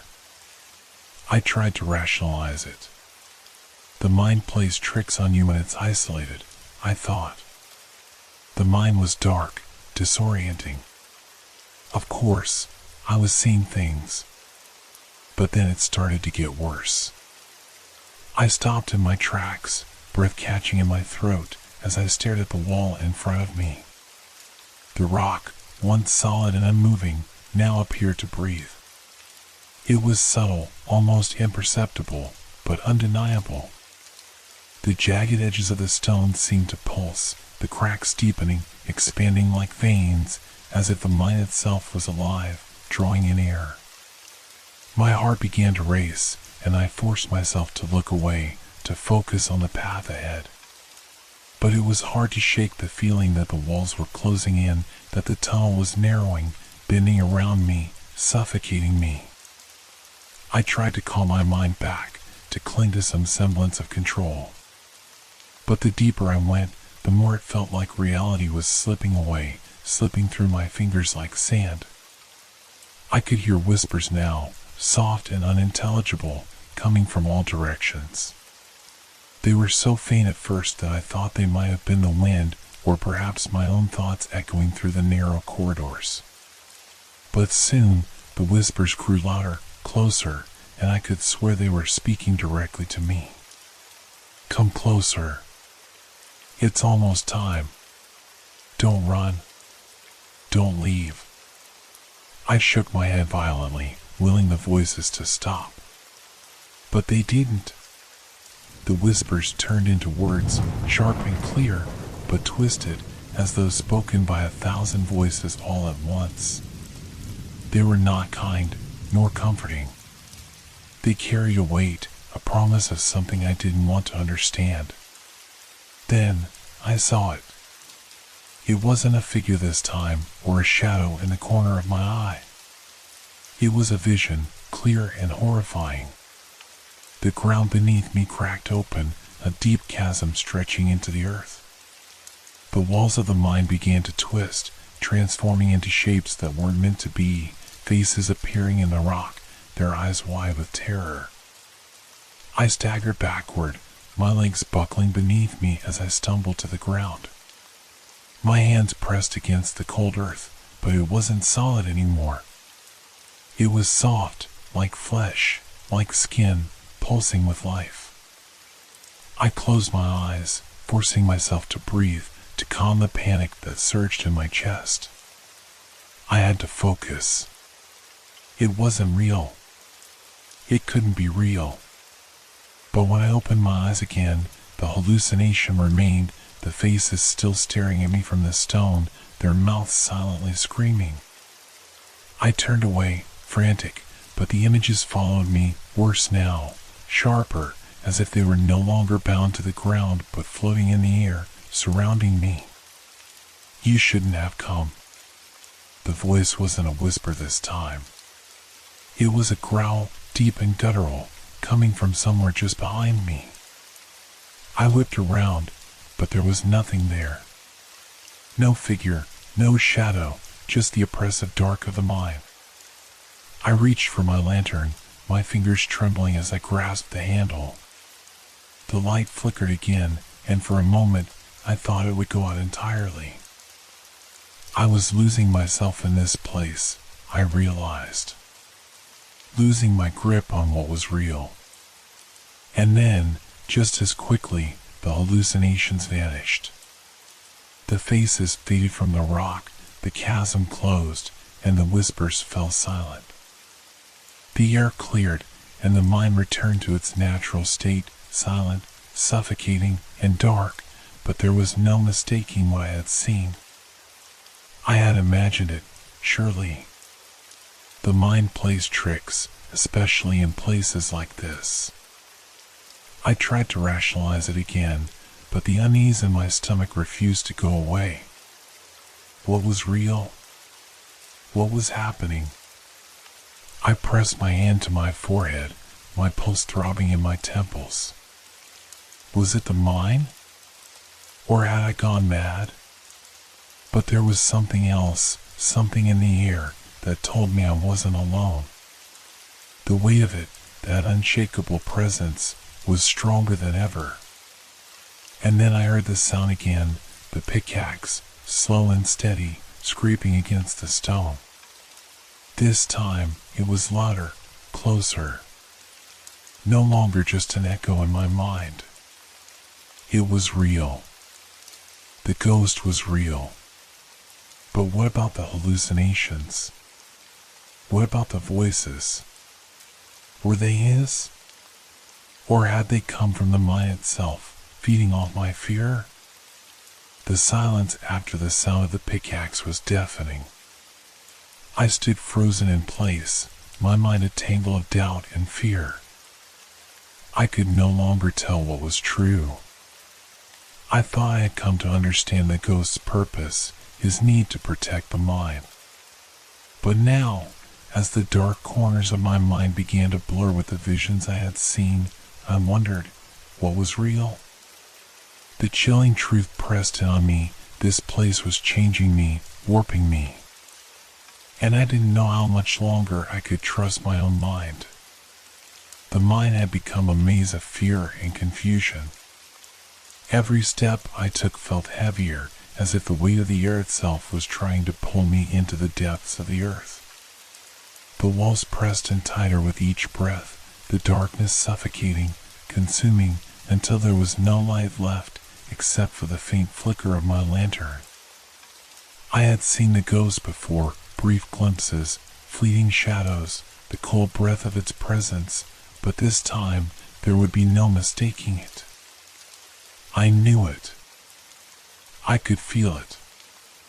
The whispers that had followed me, the distant scrape of the pickaxe, had stopped. The air was too still, too quiet, and yet the silence felt wrong, unnatural. It was as though the entire mind had held its breath, waiting for something. Waiting for me. I turned a corner, and suddenly, I wasn't alone. Before me, standing in the heart of the tunnel, was the ghost. But it wasn't the shadow I had seen before. It wasn't a fleeting figure or an outline swallowed by the darkness. This was him, standing solidly in front of me, his form clear and undeniable. I could see his face now, and it was like staring into the void. His eyes were hollow, dark pits that seemed to suck in the light, reflecting nothing but emptiness. His skin, pale and drawn tight over the bones of his face, was marked by the ravages of time, decayed and cracked, like the very earth that surrounded us. His hair, long and tangled, hung around his face in brittle strands. His clothes were tattered, remnants of a long-forgotten era, dust-covered fabric that clung to his emaciated body. The lantern light caught on the sharp edges of his ribs, his hollowed chest, and I could feel my heart thudding painfully in my chest. He stood there, unmoving, as though time had stopped around him. The stillness was unnerving. My breath caught in my throat, my hands trembling as I gripped the lantern. I wanted to speak, to scream, to run, but the air was thick, too thick to allow movement. I was frozen in place. Then, the silence deepened. It wasn't just the absence of sound, it was an unnatural silence, a silence that pressed into my ears like cotton, muffling everything around me. I couldn't hear the distant drip of water, the shuffle of my boots on the ground, or even my own heartbeat. It was as if the entire mind, the whole world, had ceased to exist except for the ghost and me. The pickaxe sound, the whispers, the cold air, they all disappeared, leaving only this unnatural stillness. I wanted to look away, to run, but I couldn't tear my gaze from him. There was something magnetic about his presence, a pull that kept my eyes fixed on his hollow, ghostly form. I could feel his gaze, even if there were no eyes to see. And then he moved. The slightest shift in the air, a twitch of his arm, a barely perceptible step forward, and the whole atmosphere of the mine seemed to shift with him. I felt the ground tremble beneath my feet, the walls groaning as if the mine itself were alive, reacting to the ghost's presence. His movements were slow, deliberate, like a predator closing in on its prey. But there was no malice in him, no anger, just an unearthly, sorrowful calm. The ghost didn't speak. He didn't need to. His very presence conveyed everything I needed to understand. His hand, long fingers twisted with the weight of death, lifted. His finger pointed toward me, not accusingly, but with a solemn purpose. It was a warning. A deep, oppressive silence enveloped us. I couldn't hear myself breathe, couldn't hear the world around me. The entire mind seemed to hold its breath. I felt the chill deepen, seeping into my bones, and suddenly, I was not just standing in a mine. I was standing in history. The past, its echoes, filled the silence, the terrible collapse, the screams of those who had perished, the vengeful spirit trapped in this place. I saw it all. In my mind's eye, the miner's last moments, the crushing weight of the rocks, the suffocating despair. And then, I understood. The ghost wasn't angry. He wasn't trying to scare me. He was trapped. Bound to this place by something ancient and unforgiving, something far older than any of us. He had been left behind, his life snuffed out in an instant, his body buried beneath the earth. He had not died peacefully. He had died with pain, with a cry that had been lost in the silence of a mine, and now all he could do was protect. Protect what, though? What secret did he guard so desperately? His finger lowered slowly, pointing not at me anymore, but to something deeper within the mine. Somewhere beyond the reach of my lantern light, somewhere just out of sight. I didn't want to follow. I knew, deep down, that I should turn back. Leave this place. Leave the mine. But I felt an irresistible pull, a compulsion to move, to see. The ghost stood motionless again, his form dissolving into the shadows. The air was heavy with the silence. No whispers, no sound of the pickaxe. Just the oppressive weight of a secret too terrible to be known. And in that silence, I realized the truth: the mine would never let me leave. The mine had become a prison, but not just for me. It was as if I had crossed a threshold, one that bound me to this place, its history, its tragedy. The walls, once so familiar, now felt like they were closing in, suffocating me. I had seen the ghost more times than I cared to admit, felt its presence with a chilling certainty, and yet I still couldn't understand why it lingered. Why had he not moved on? Why did he remain in this forsaken place, bound to a past so distant, so long buried? I could no longer deny it. The ghost was not just a wandering soul. It was something more. Something that demanded attention, understanding. Its silence had become deafening, pressing in on me from every angle. And I knew, deep in my gut, that it was time to confront it, to ask the questions that had haunted me since the first time I entered this cursed mine. The air was cold, unnaturally so, as I stepped into the heart of the mine, where the lantern's flickering light barely touched the stone. The silence was overwhelming. There were no whispers, no scraping of the pickaxe, no signs of movement. Just the echo of my own footsteps, reverberating through the empty tunnels. And then I saw him. The ghost stood before me, his form half shrouded in shadow, his pale face twisted in sorrow and something darker, something I could not quite place. His hollow eyes watched me with a gaze that seemed to pierce the very fabric of my soul. He did not move, did not speak, but the weight of his presence was unmistakable. I stood my ground, my breath shallow but steady. I had come here with purpose, and I wasn't leaving until I had answers. "You've been following me," I said, my voice hoarse, but resolute. "Why? Why are you still here? What do you want from me?" The mine was deathly silent again. I could hear my heartbeat thundering in my chest, the echo of my words fading away, swallowed by the suffocating darkness.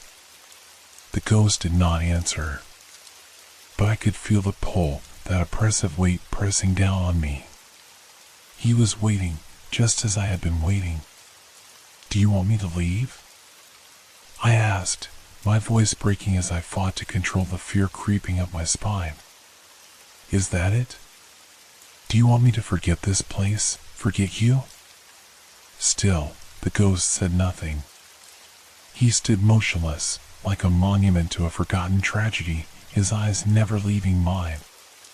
There was something almost mournful about the way he regarded me, as if he, too, was trapped in this eternal silence, forced to endure his own torment in the same way the mine had endured the passage of time. I swallowed hard, trying to calm the rising tide of panic threatening to overwhelm me. But I couldn't look away. I needed to understand. "What happened to you?" I demanded, stepping closer, despite every instinct telling me to run. "Why did you die down here? Why are you still here?" His form seemed to shimmer in the darkness, becoming more solid, more real, as if responding to my question. But his expression remained unchanged, silent, unreadable. His eyes, those hollow pits of nothingness, seemed to carry the weight of centuries. And in that moment, I understood. He was lost. Not just in body, but in spirit. The ghost's death hadn't been a simple tragedy. No, it was something far darker, something that had trapped him here. The mine had claimed him, just as it had claimed all the others who had died within its cold, stone walls. But his spirit had not found peace. It had been bound to this place, lost in time and memory, and now it was trapped in a cycle, one that would never end. And perhaps that was what he wanted me to understand. I could feel the weight of his sorrow in the air, thick and heavy, suffocating me as I stood there. The silence between us was deafening, but there was something in it, something unsaid, that seemed to hang between us, a shared understanding. "You're not angry," I said quietly, as though speaking the thought aloud would make it clearer. "You're not here to punish. You're here because you're trapped. You want release." The ghost's form seemed to flicker, its edges blurring as if the darkness was swallowing him whole. For a moment, I thought he would disappear, vanish into the very air around us. But then, I heard the faintest whisper, like the wind brushing against my ear. "Help me." The words were so soft, so faint, that I almost didn't hear them. But I did. And in that moment, I knew what the ghost wanted. He wasn't waiting for me to leave, or to forget. He was waiting for someone, anyone, to remember. And I was the one who had stumbled into his world, into his pain. The mine, the history, the tragedy, it was all connected. The ghost had been lost to the earth, his soul chained to a death that was never acknowledged. And now, he was asking for release, not through fear or violence, but through remembrance. The burden was heavy, almost unbearable. But I understood now. The mine had claimed him, and it was time for him to be free from its grip. But the question lingered, how? Before I could ask, before I could move, the ghost began to fade, his form dissipating into the darkness as if he were a figment of my imagination. The silence, that unnatural, oppressive silence, returned in full force. I stood there, breathless, heart pounding in my chest. The ghost was gone, but I knew what I had to do next. The mine had no mercy. It was a place of death, a place of lost souls. And it was time to set them free. I stood in the silence of the mine, my heart still pounding from the encounter. The ghost had vanished, leaving only the oppressive stillness behind. But the weight of his presence lingered, suffocating me as I tried to make sense of what had just happened. His words, soft, almost inaudible, like a breath lost in the dark, echoed in my mind. Help me. But what did that mean? How could I help him? The deeper I ventured into the mine, the more it felt as though the walls themselves were closing in. The air grew colder, and the shadows seemed to stretch farther, distorting the very tunnels I once thought I knew. The ground beneath me felt uneven, unstable, as though the earth itself was shifting and groaning in response to my intrusion. My lantern flickered, casting erratic shadows on the jagged walls. The soft, almost imperceptible hum of the mine grew louder, a constant reminder of the oppressive darkness surrounding me. I began to walk, more out of instinct than purpose, moving deeper into the labyrinthine tunnels. My mind was in a haze, disoriented and confused. I tried to recall the way I had come in, but every passage seemed identical. Every turn I made led to more tunnels, more dead ends, more disorienting paths that twisted back on themselves. The mind was playing tricks on me, or was it? I shook my head, trying to clear the fog of confusion clouding my thoughts. It had to be the mine, its walls were ancient, its tunnels unpredictable. I had to stay calm. I had to think rationally. But as I walked further, the mind began to warp around me. The walls seemed to close in, the shadows growing taller, longer, until I felt as though I were moving through a dark, shifting dream. I stopped in my tracks as I heard something, a whisper. A soft, low voice that didn't belong to the wind or the creaking of the earth. It was coming from somewhere deeper within the mine. The voice was faint, too faint to make out, but it was unmistakable. I wasn't alone. The air grew thicker, heavier, as though the very atmosphere of the mine was pressing down on me. My breathing quickened. I gripped my lantern tightly, my fingers growing cold from the chill in the air. I could feel the presence of something watching me, but I could not see it. The walls around me seemed to pulse, as though they were alive, shifting in time with my heartbeat. Suddenly, the ground beneath me shifted, and I stumbled, my foot catching on something unseen. I reached out to steady myself, my hand brushing against the stone. But the stone was soft, warmer than it should have been, as though it were made of flesh. I recoiled, my heart racing. Was I losing my mind? I tried to steady myself, to make sense of the sensations overwhelming me, but the mind seemed to twist around me, growing darker with each passing second. The faint whispers began to grow louder, becoming clearer until I could hear words. Leave, leave, or never escape. The The voice was not human. It was cold, hollow, like something buried deep within the earth. The words echoed through my mind, reverberating off the walls, growing louder with each repetition. The air seemed to vibrate with them, filling every crevice of the mind until they were all I could hear, all I could feel. I turned in a circle, the light from my lantern casting long shadows that danced and stretched as if alive. The walls around me began to melt, the stone giving way to something darker, something more primal. The space itself seemed to warp, contorting into shapes that defied all reason. I was no longer sure what was real. I stumbled forward, panic flooding through me. The whispers followed me, growing louder and louder until they consumed every thought, every feeling, every shred of logic I had left. The very ground beneath me seemed to tremble, as if the mind itself was alive, breathing, wrapping its tendrils around me, pulling me deeper into its suffocating grasp. I tried to call out, but my voice was lost in the darkness. There was no escape. I had been here too long and wandered too far. The mind had claimed me, just as it had claimed so many others before me. There was no way out. No way to break free from its hold. The walls of the tunnel seemed to narrow, the shadows closing in, swallowing everything around me. I could feel the temperature drop, the chill seeping into my bones, numbing my fingers, my toes. My mind was slipping, flickers of memories, distorted faces, distorted sounds, all blending together into a chaotic blur. I'm trapped, I thought, the realization dawning on me with terrifying clarity. I'm trapped in the mind. I couldn't tell if it was the mind's magic, or the ghost's influence, or if it was my own mind unraveling.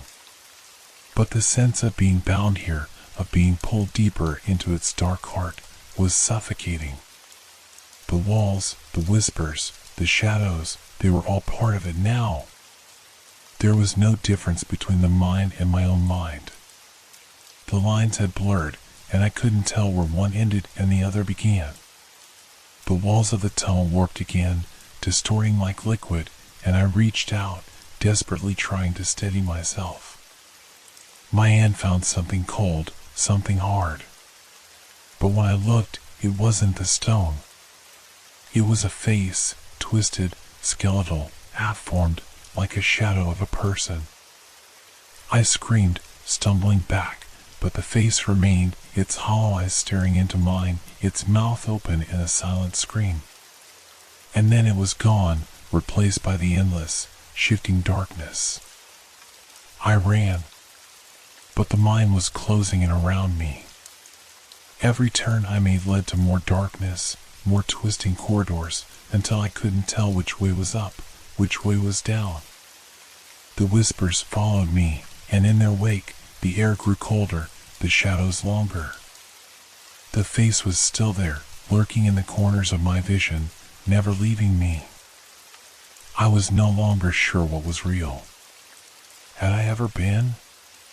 The mind had me, and I feared it would never let me go. The stillness of the mind had shifted into something far more sinister. At first, it had been an uncomfortable presence, a lingering chill, distant whispers that seemed to echo from nowhere. But now, as I pressed deeper into the dark heart of the mind, it was no longer subtle. The very air itself felt charged, as though the walls were vibrating with a restless energy, the pulse of something trapped beneath the earth. The lantern in my hand flickered and sputtered, casting erratic shadows that twisted and curled as if alive. Every time the light dimmed, the shadows seemed to grow, filling the narrow tunnels and creeping toward me like spectral hands. It was becoming harder to tell where the walls ended and the darkness began. Suddenly, I heard it, a sharp, echoing crack that reverberated through the air, like the sound of bones breaking or the sharp snap of wood under extreme pressure. It was followed by a series of smaller, rhythmic noises, like the steady strike of a pickaxe against rock. I froze, my breath catching in my throat. The sound was unmistakable. Someone, or something, was working in the mine. The rhythmic clang of the pickaxe rang out again, louder this time, as though it were right next to me. I spun around, but there was no one there. The tunnel remained empty, the walls silent. But the sound continued, closer now, relentless, as though the ghost of the miner was working his way toward me, his pickaxe striking the stone with increasing urgency. Was it him? Was he getting closer? I took a step back, my pulse quickening. The echoes of the pickaxe seemed to rattle the very bones of the mine, a constant reminder that I was not alone. Every corner I turned brought more of the same, shifting shadows, the sound of laborious digging, the oppressive feeling of being watched. I tried to ignore the rising panic in my chest, forcing myself to stay calm. It was just the mine. The echoes and shadows, they had to be. My mind was playing tricks on me, warping the sounds, amplifying my fear. But the tension in the air was palpable now. The deeper I went, the more the mind seemed to press in on me, suffocating me with its darkness and silence. The air was thick with dust, and the temperature had dropped, the chill creeping down my spine like a frozen hand. Then, without warning, the ground beneath me trembled. A low rumble echoed through the walls, as if the earth itself was groaning in response to something unseen. My heart raced. I looked up, and there, hanging above me, a section of rock shifted, breaking free from the ceiling and crashing to the floor with a deafening boom. I gasped, stumbling backward, narrowly avoiding the falling debris. The echoes of the collapse reverberated throughout the tunnel, and in that moment, I knew this was no accident. The mine was alive with something malevolent, and it was angry. The sharp sounds of the pickaxe continued, but now they were joined by another noise, soft, deliberate footsteps, as though someone was walking toward me in the dark. The sounds were unmistakable, clear as day, and yet I couldn't see a thing. The shadows seemed to stretch and shift unnaturally, as though the very darkness was moving, closing in. The footsteps grew louder, faster, until they were right behind me. My heart pounded in my chest, and I whipped around, desperately searching for any sign of movement, any flicker of a figure in the dark. But there was nothing. Just the same oppressive silence, broken only by the echoing pickaxe strikes and the unnerving, relentless footsteps that seemed to follow me no matter where I went. I stumbled forward, my hand shaking as I gripped the lantern. The walls around me were closing in, the air growing colder with every step. The sound of the pickaxe was now joined by a low growl, deep and guttural, rising from the depths of the earth itself. And then, the shadows began to move. At first, it was just a flicker in the corner of my eye, a brief shift in the darkness. But then it became more pronounced, dark shapes stretching and twisting along the walls, slithering toward me like something unnatural. The shadows were moving, and they were not mine to control. The ghost, whatever it was growing more violent. It was no longer just an echo in the dark, no longer a presence in the corners of my mind. It was a force, active, angry, and determined to make its presence known. I could feel it now, a cold weight settling over me, pressing against my chest, making it harder to breathe. The shadows grew longer, darker, and more aggressive. The sounds of the pickaxe were deafening now, each strike sending vibrations through the ground beneath me, as though the mine itself was alive, responding to the ghost's rage.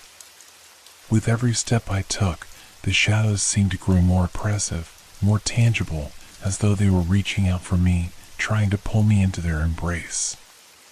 My lantern flickered and died, plunging me into absolute darkness. The sound of the pickaxe was deafening now, right behind me, closer and closer. I turned, panic rising in my chest, but there was nothing. Just the echoing clatter of the pickaxe and the crawling darkness that seemed to stretch endlessly around me. I was trapped. In the dark. With the ghost. And whatever it was coming for me. My breath came in ragged gasps as I stumbled backward, my body trembling with fear. The oppressive weight of the mind seemed to press down on me, suffocating every breath I took. The sounds, the pickaxe strikes, the growling, the shifting shadows were all closing in, becoming a cacophony of terror.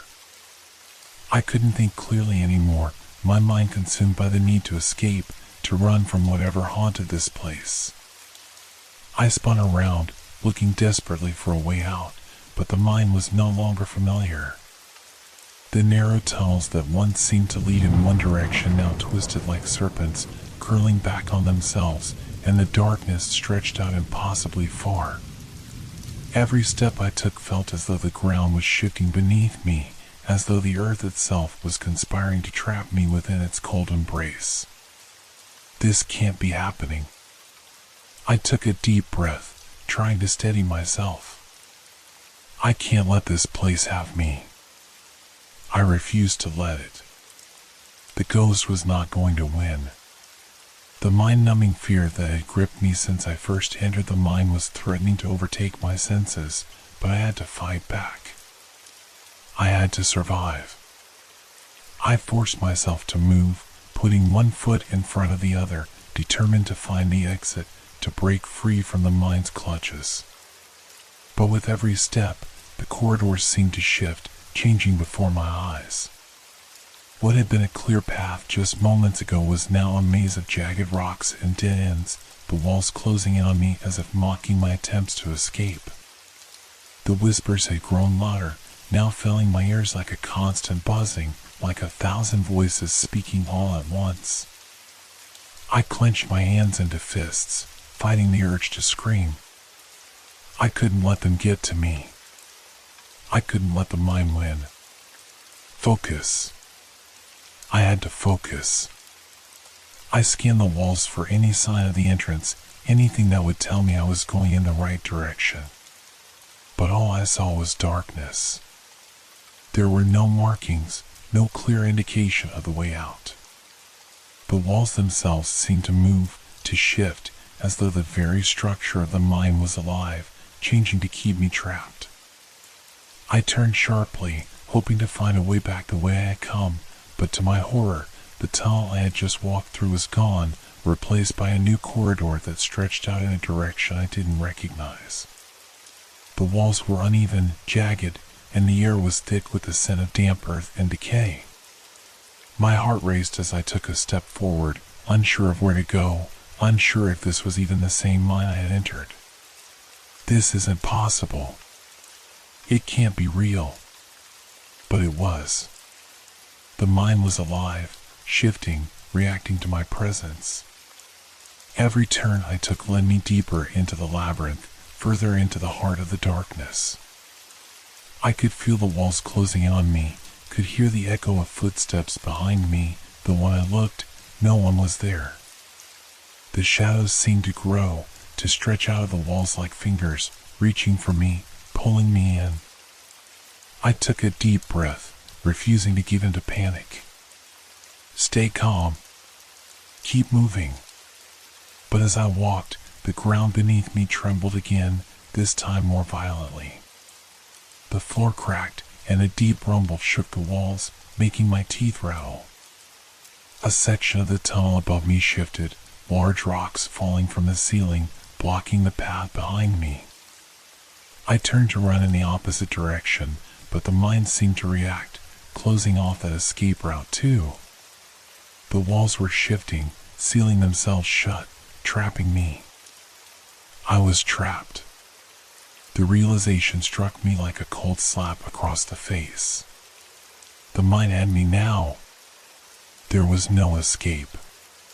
The walls, the shadows, the whispering, it was all part of the same force, a force that didn't want me to leave. I gripped my lantern, now barely a flicker of light, and swung it in front of me, as if it could protect me from the darkness that seemed to creep toward me from every direction. But the shadows only grew darker, swirling and twisting, taking on shapes that didn't belong in the world of the living. They moved faster now, like creatures, creeping along the walls, whispering with each step I took. I ran. The walls seemed to bend and twist in response, forcing me to change direction at every turn. No matter how fast I moved, the exit was always just out of reach, the tunnels looping back on themselves, the walls stretching and reshaping as though the very mine was alive and watching me. The sound of my footsteps echoed through the passages, joined by the distant sound of the pickaxe again, its rhythmic strikes growing louder, as though urging me on, pushing me forward, deeper into the heart of the mine. The air was thick with dust now, and the temperature had dropped even further, the cold seeping into my bones, numbing my limbs. My breath came in short, shallow gasps as I ran, but it didn't matter. The walls were closing in, the darkness suffocating me. The mine had become a living nightmare, one that I couldn't escape. Was this it? Was I going to die here? I pushed the thought out of my mind, willing myself to stay focused, to find a way out. But the mine was playing with me now. The once familiar tunnels were gone, replaced by a labyrinth of twisting corridors, all the same, all leading deeper into the earth. I collapsed against the wall, my body shaking with exhaustion and fear. The shadows closed in around me, and I could feel the ghost's presence growing stronger, more violent, as though it had sensed my weakness. The whispers had turned into angry growls, the pickaxe strikes now accompanied by sharp, scraping sounds, as though something was dragging its weapon across the stone, getting closer, closer. I looked around frantically, but all I could see was darkness, the shadows pressing in from all sides. The mine had become a living thing, and I was its prey. And I couldn't escape. I was on the verge of collapse, physically drained, my body trembling with fear and exhaustion. The mine had become an impenetrable labyrinth, each step deeper into its belly a journey closer to an unknown, unspeakable fate. The walls seemed to pulse with malevolent intent, the shadows moving like living things, whispering, reaching, pulling at my sanity. There was no escape. And then, silence. For a moment, a complete and unnerving silence. The distant sounds of the pickaxe, the oppressive whispers, the crackling of the shadows, they all stopped. The air seemed to freeze in place, as if the very essence of the mine had held its breath. I stood in the dark, frozen, waiting. It was the calm before the storm. I could feel it. Whatever had been chasing me, whatever force had been guiding me deeper into the earth, was now watching, waiting. The silence stretched on, longer than I could bear, until I heard something that broke it, footsteps. Slow. Methodical. Echoing through the corridors like a death march.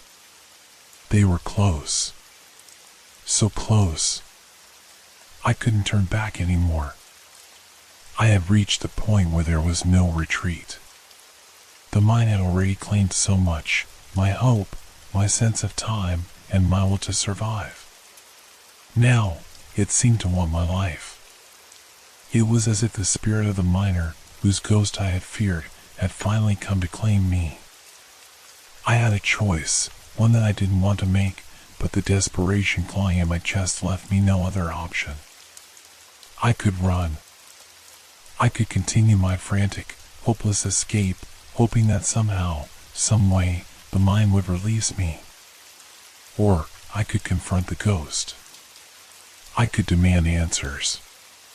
Find out why it had chosen me, why it tormented me so relentlessly. If I confront it, I may die. That thought clung to my mind like a vice, squeezing the breath from my lungs. But if I run, the mine will never stop chasing me. It will follow me until it gets what it wants. I closed my eyes, drawing in a deep breath, preparing myself for what came next. The silence was still there, hanging in the air like a thick fog. The footsteps were growing louder, closer, but I didn't move. Instead, I focused, trying to center myself, to steady my shaking hands. And then I spoke.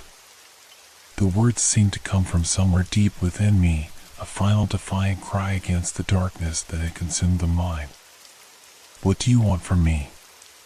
My voice was hoarse, barely more than a whisper, but it felt like it rang out through the entire mind.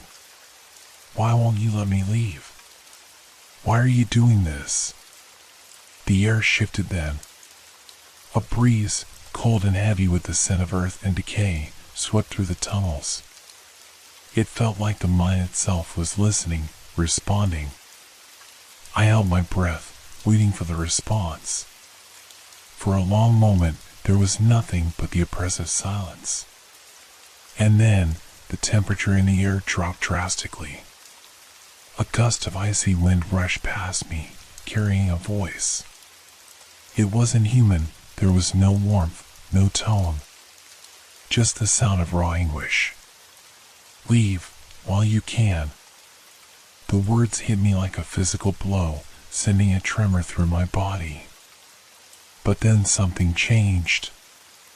The shadow that had been trailing me, the very presence of the ghost, it faltered. For the first time, it seemed to hesitate. The footsteps stopped. The shadows paused.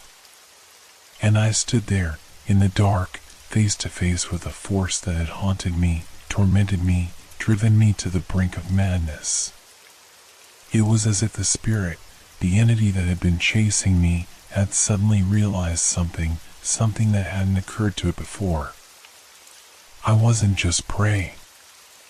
I wasn't just a soul to be claimed.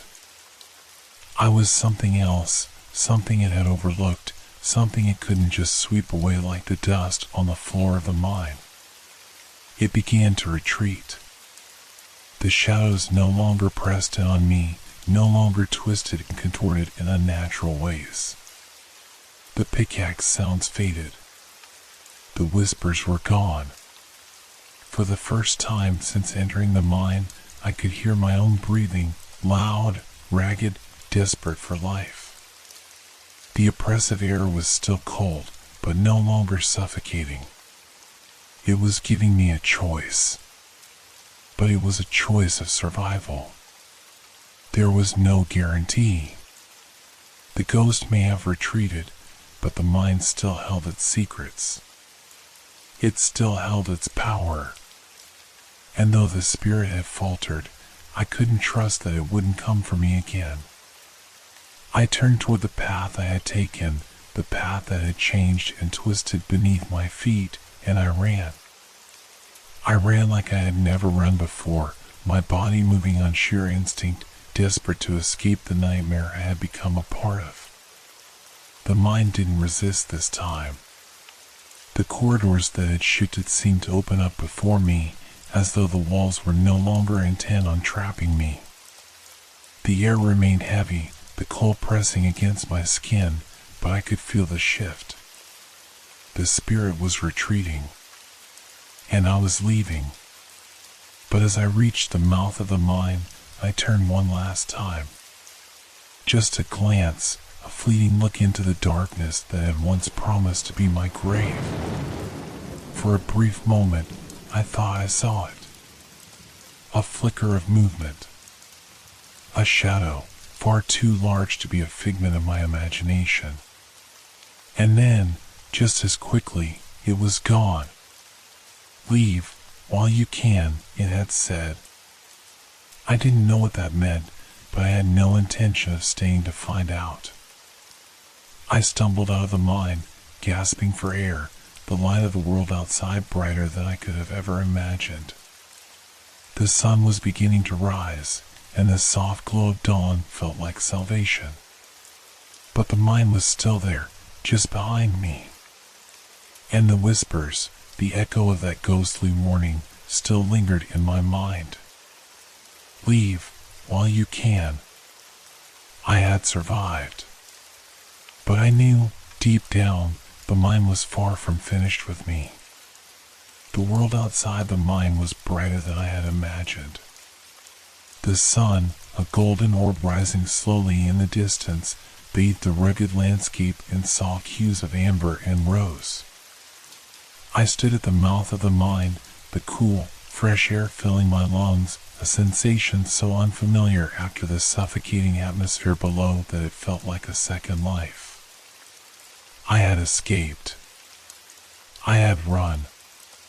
But as I stood there, the enormity of what had just happened, the terror, the chase, began to settle on me. I stumbled forward, my legs weak beneath me. I wanted to collapse, to let the warm light of the sun wash away the darkness that had clung to me, but something stopped me. A chill. It was subtle at first, just a whisper of cold against my skin, like the shadow of a cloud passing over the earth. But as I walked, the sensation grew, the temperature dropping inch by inch until the warmth of the sun seemed miles away. I paused, looking over my shoulder. The mine stood there, silent and still, its jagged entrance framed by the dark rock. It looked harmless now, an ancient relic of the past. But deep down, I knew that the mine had not released its grip on me. A strange sensation crawled over my skin, a familiar unease, like a shadow moving just out of sight, waiting. My breath quickened, and I could feel my heart beating faster. The air seemed to thicken, and a sudden weight pressed down on my chest. I shook my head, trying to force the thought away. It's over. You escaped. It's done. But even as I thought it, I could feel it.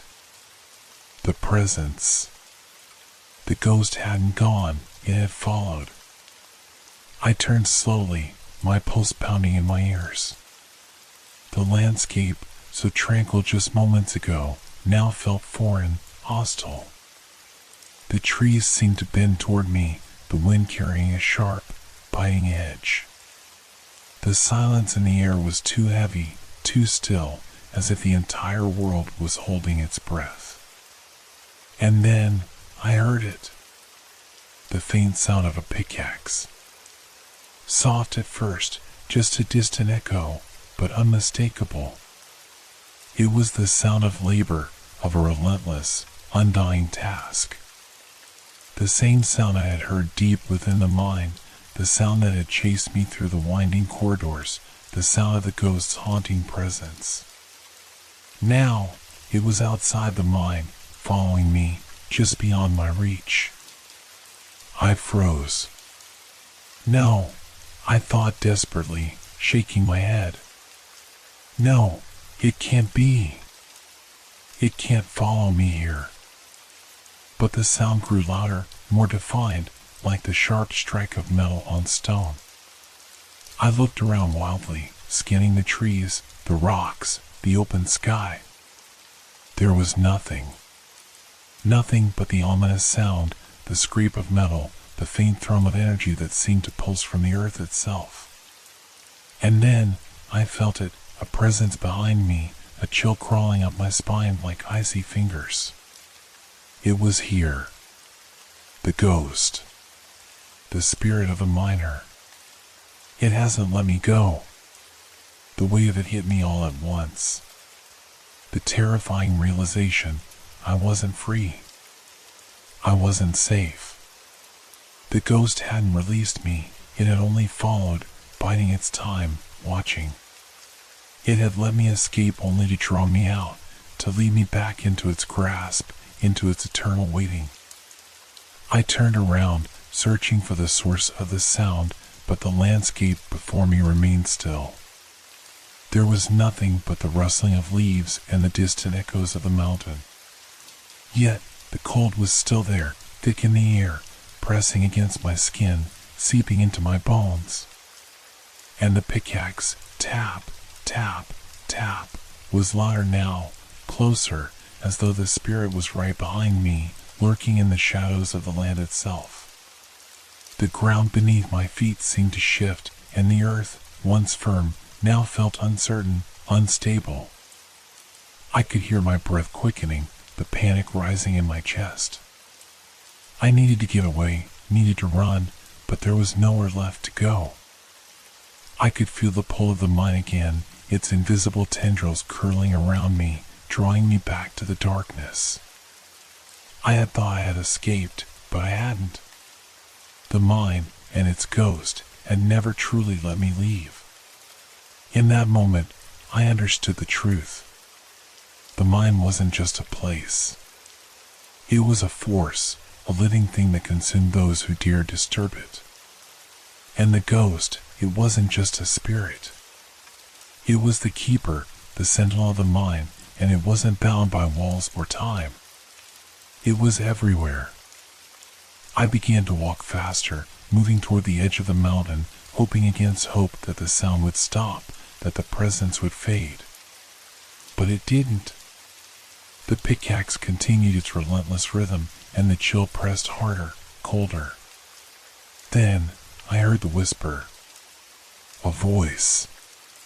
Soft, chilling, and unmistakable. You should not have left. The voice was unmistakably his. The miner. The spirit. I turned toward the sound, but there was nothing, just the trees, the mountain, the deep, unbroken silence of the land. The air around me shimmered, thick and heavy with the presence of something unseen, something ancient. I had made a mistake. There would be no escape. Not from the mine. Not from the ghost. The past had followed me into the present, and it was patient.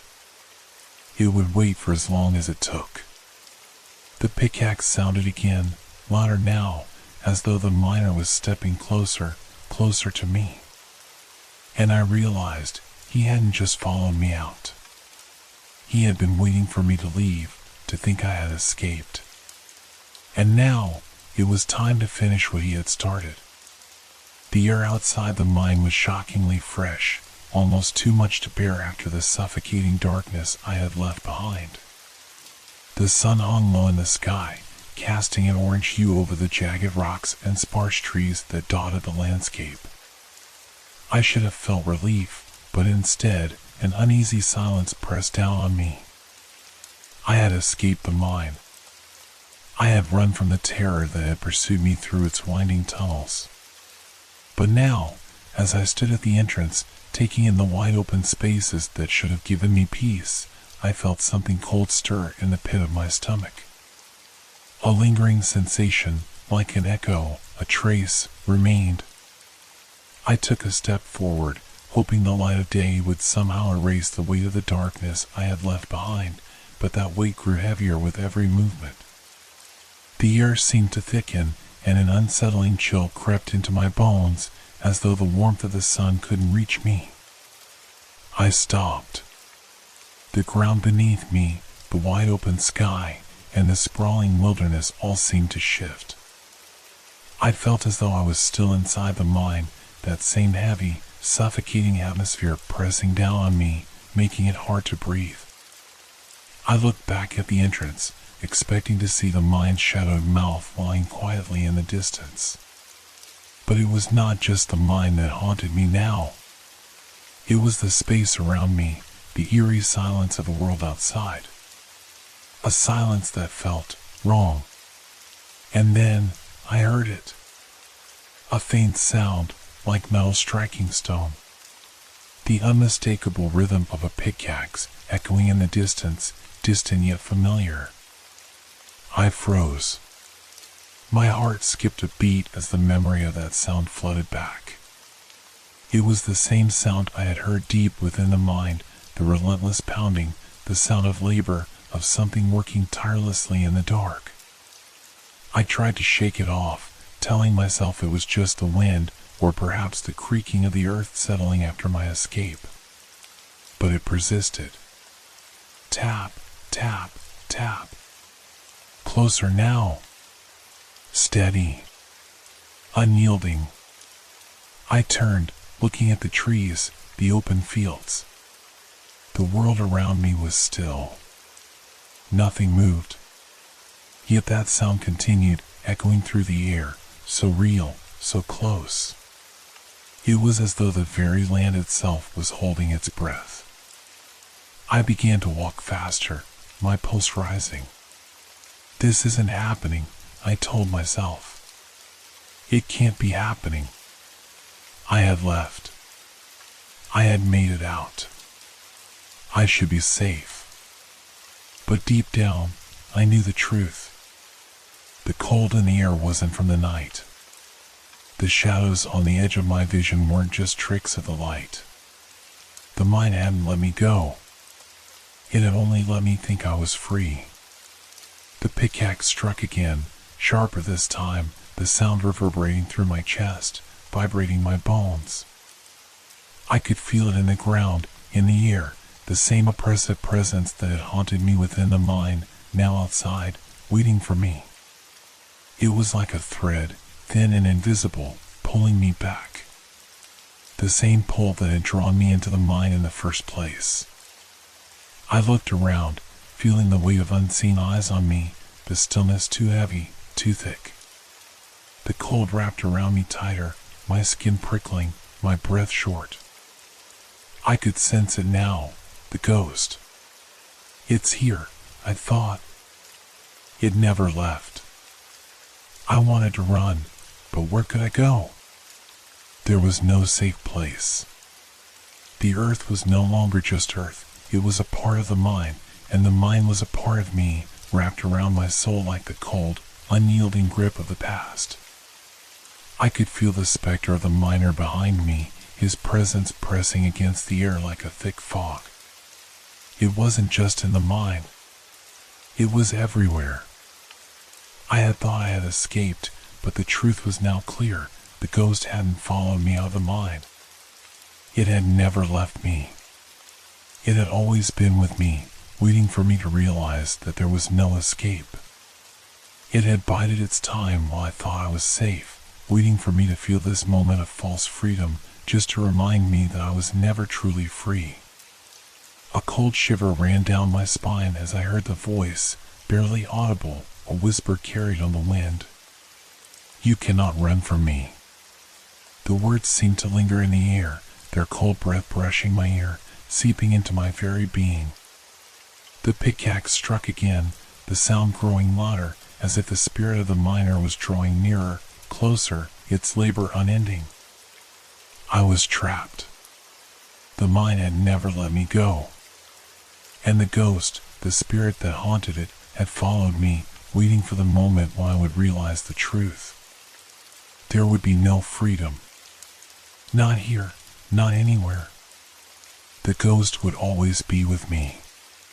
The air had turned colder, the silence more pronounced. I had thought the worst was over, that leaving the mine would sever the connection between me and the spirit. But with every passing moment, the truth settled more heavily into my bones. The mine had never been the ghost's true domain. The land, this entire place, was his to protect. I stood at the edge of the rocky outcrop, staring down at the sprawling valley below. The world around me seemed to stretch endlessly in every direction, wide, empty, untouched. It was beautiful, but it felt wrong. The land was too still, the mountains too silent. I felt as though I were standing in the middle of a living, breathing entity, one that could sense my every move. The pickaxe continued its relentless rhythm behind me. Tap, tap, tap. I took a deep breath, trying to shake off the growing sense of dread, but the sound only grew louder, as though it were coming from within the earth itself. Every step I took, every breath I drew, the air seemed to thicken, pressing in on me. I turned in every direction, scanning the landscape. There was nothing. No figure. No movement. Just the distant hills, the rugged terrain stretching on forever. But I knew. I could feel it now. The presence wasn't just in the mine. It was in the land itself. It had always been here, waiting. The spirit of the miner had never been confined to the tunnels or the abandoned shafts of the old mine. No, he had been tied to this place, this land, for longer than I could comprehend. The mine was simply the vessel, the anchor to his existence, and it was only there that the rest of the world had felt his wrath. But outside, in the open spaces, he was free to roam, his influence spreading out, infecting the very earth beneath my feet. The realization hit me like a cold, crushing wave. The ghost wasn't just guarding the mine. He was guarding the land itself, the legacy of those who had worked and died here. He was the keeper of a promise, the final remnant of those who had lived and toiled in these mountains. And he was unyielding. The history of the miners, the tragedy of their deaths, had not stayed buried in the depths of the earth. It had risen with the land itself. The ghost was not just a lingering soul seeking vengeance, it was the embodiment of the land's grief, its anger, its need to protect itself from those who dared disturb its sanctity. I couldn't outrun it. I couldn't escape it. The land would never allow it. I thought back to the stories I had heard, rumors of gold, of greed, of lives lost in pursuit of riches buried deep beneath the earth. The mines had drawn men from all over, but in their wake, they had left nothing but destruction. The ghosts of those men, their souls twisted and angry, had nowhere to go but into the land itself. They had become part of it. And the miner, the one who had died so violently in the depths of the mine, was now its guardian. He wasn't just a spirit trapped by his own death. He was the manifestation of the land's sorrow, its warning to anyone who dared trespass. The tragedy of his life, the collapse that had taken him, had bound him to this earth, and he had no intention of allowing it to be disturbed again. Tap, tap, tap. The sound was louder now, closer. I could feel the earth vibrating beneath me.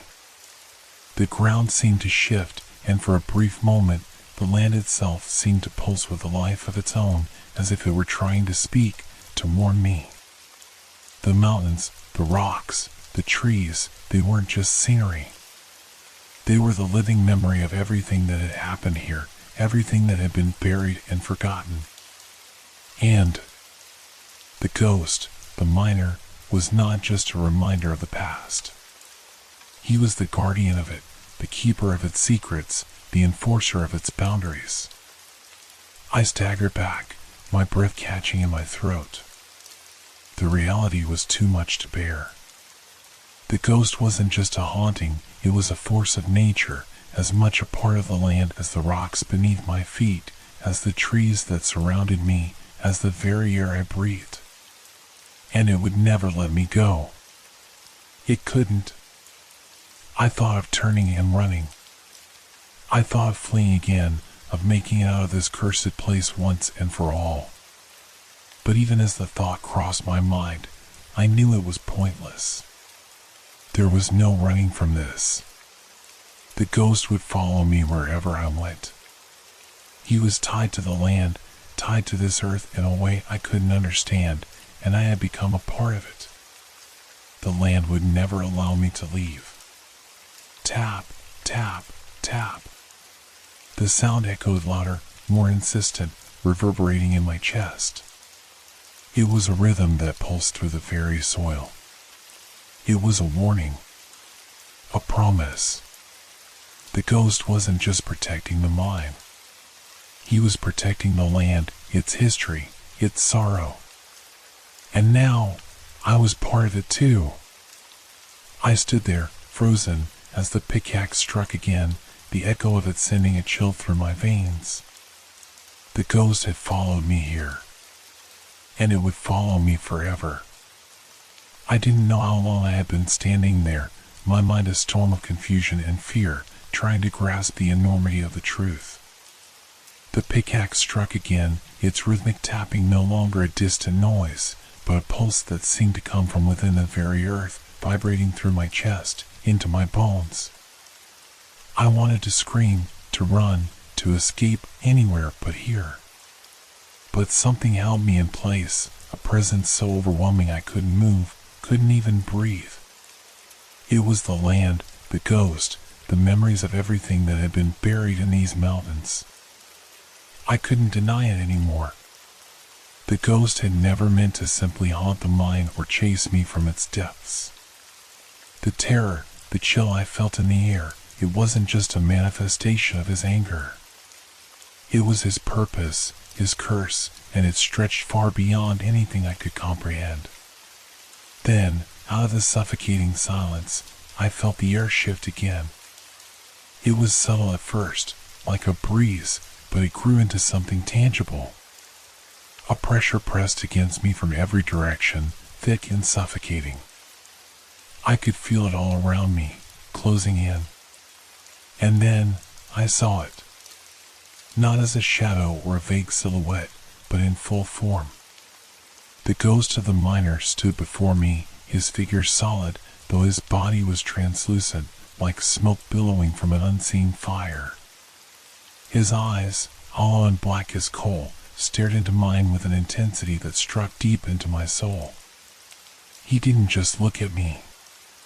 He saw me, saw every fear, every doubt, every tiny fragment of my existence. I could feel him, the weight of his anger, his sorrow, his purpose, and I knew that his presence was not just a manifestation of an unsettled spirit. No, he was more than that. He was the land itself, the embodiment of its history, its pain, its vengeful need to be left undisturbed. He opened his mouth, but no sound came out. At first, I thought he was speaking to me in some language I couldn't understand.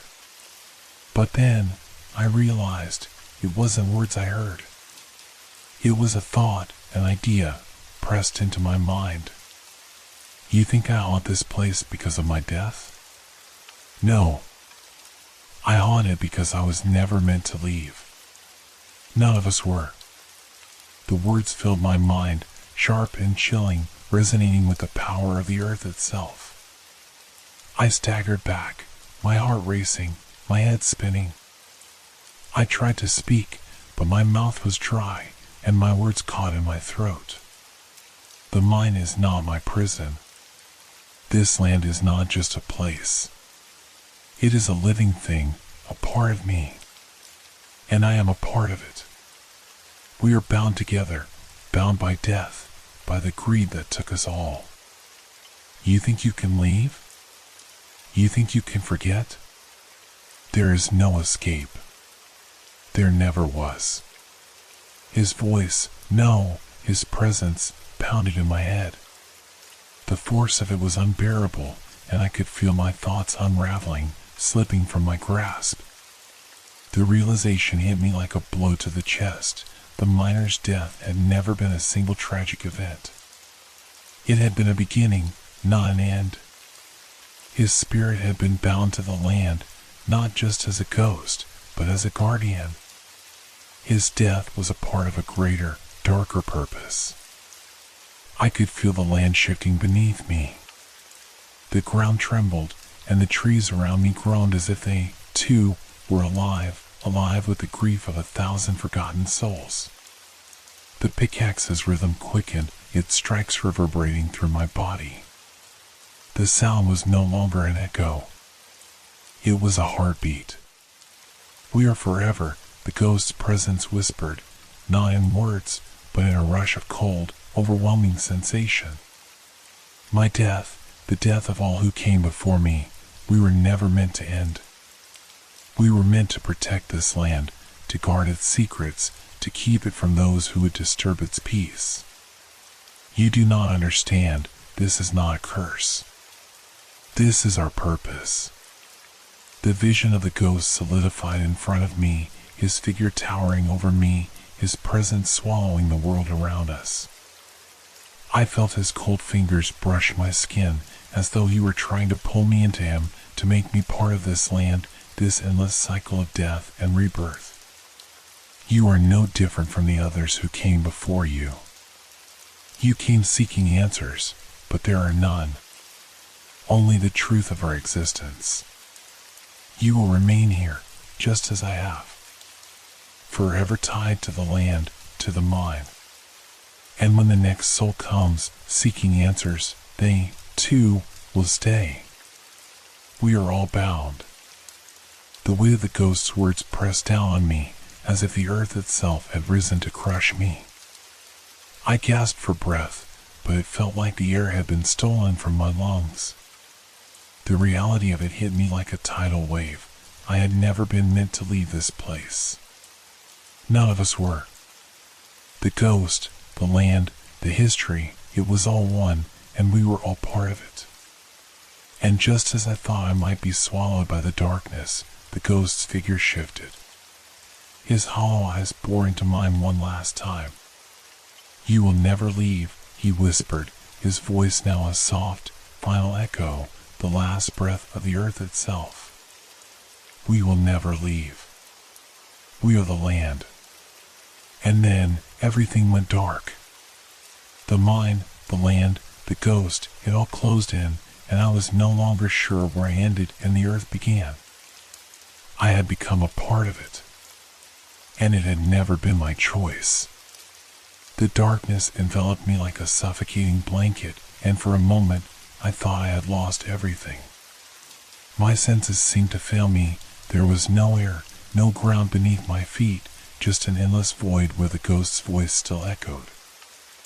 I felt as if I were drifting, lost in time and space, unable to remember how I had gotten here or if I was still alive at all. The silence stretched for what felt like hours, or perhaps it was mere seconds. But when the darkness began to lift, it was not like waking from a nightmare, it was more like waking into one. I opened my eyes, but the mine had changed. The walls were no longer the rough, jagged rock I had become familiar with. Instead, they were smooth, as if polished by centuries of erosion. The air was thick, suffused with a strange, musty smell that burned my throat, and the weight of it pressed down on me like the earth itself was trying to swallow me whole. I tried to move, but my legs felt like they were bound to the ground. Panic clawed at my chest, and I gasped for breath, but it was no use. The air was heavy, thick with the presence of something ancient, something that had been there far longer than I had. I was trapped again, but this time there was no escape. I wasn't just stuck in the mine, I was trapped in its history. As I struggled to break free, the floor beneath me groaned. I heard the familiar sound of rocks shifting and cracking, and then, like a whisper in the back of my mind, I felt the presence of the ghost again. It was close, far too close. I could hear the faint scraping of a pickaxe, the rhythmic sound that had tormented me for so long, but now it seemed to be coming from within me, echoing in my very bones. The earth trembled beneath me, and I could feel something rising, something that wasn't just the ghost's spirit, it was the land itself, calling me deeper. I screamed, but no sound escaped. My mouth moved, but it was as if the air had been stolen from my lungs. The walls were closing in around me, and I could feel the weight of the earth pressing down on me, pushing me toward the heart of the mine. And then, I understood. The ghost hadn't just been protecting the mine. The mine was the ghost, and it was no longer content to simply haunt. It had become something far worse, a force of nature, bound to the land, seeking to claim everything that ventured too close, to pull anyone who dared uncover its secrets into its depths. I had crossed the line. I had come too far, and now the mine had claimed me. I was part of its story, just as the ghost had been. I wasn't merely trapped in the mine, I had become part of its curse, its history. But even as the earth seemed to swallow me whole, I felt the cold presence of the ghost one final time. It wasn't anger or malice now, it was acceptance. The same acceptance I had felt in its eyes before. I wasn't just a victim. I was another part of the land, another piece of the never-ending cycle of death and rebirth. And then, as the darkness took me, I felt a sharp pain, a final twist of fate, a moment of clarity. It wasn't just my body that was being consumed by the mind. It was my mind, my very soul. The mind had not just claimed my life. It had claimed my memory, my identity. I was no longer myself. I was just another echo, another whisper in the vast, dark history of the ghost mind. The last thing I felt before I was lost to the darkness was the pickaxe's rhythm, faint at first, then growing louder, as if it were calling me home. It was not the ghost's voice I heard, but my own. The same rhythm, the same call that had haunted me from the moment I stepped into the mine. I was no longer a person. I was a part of the mine, a part of the land. And like the ghost before me, I would never leave.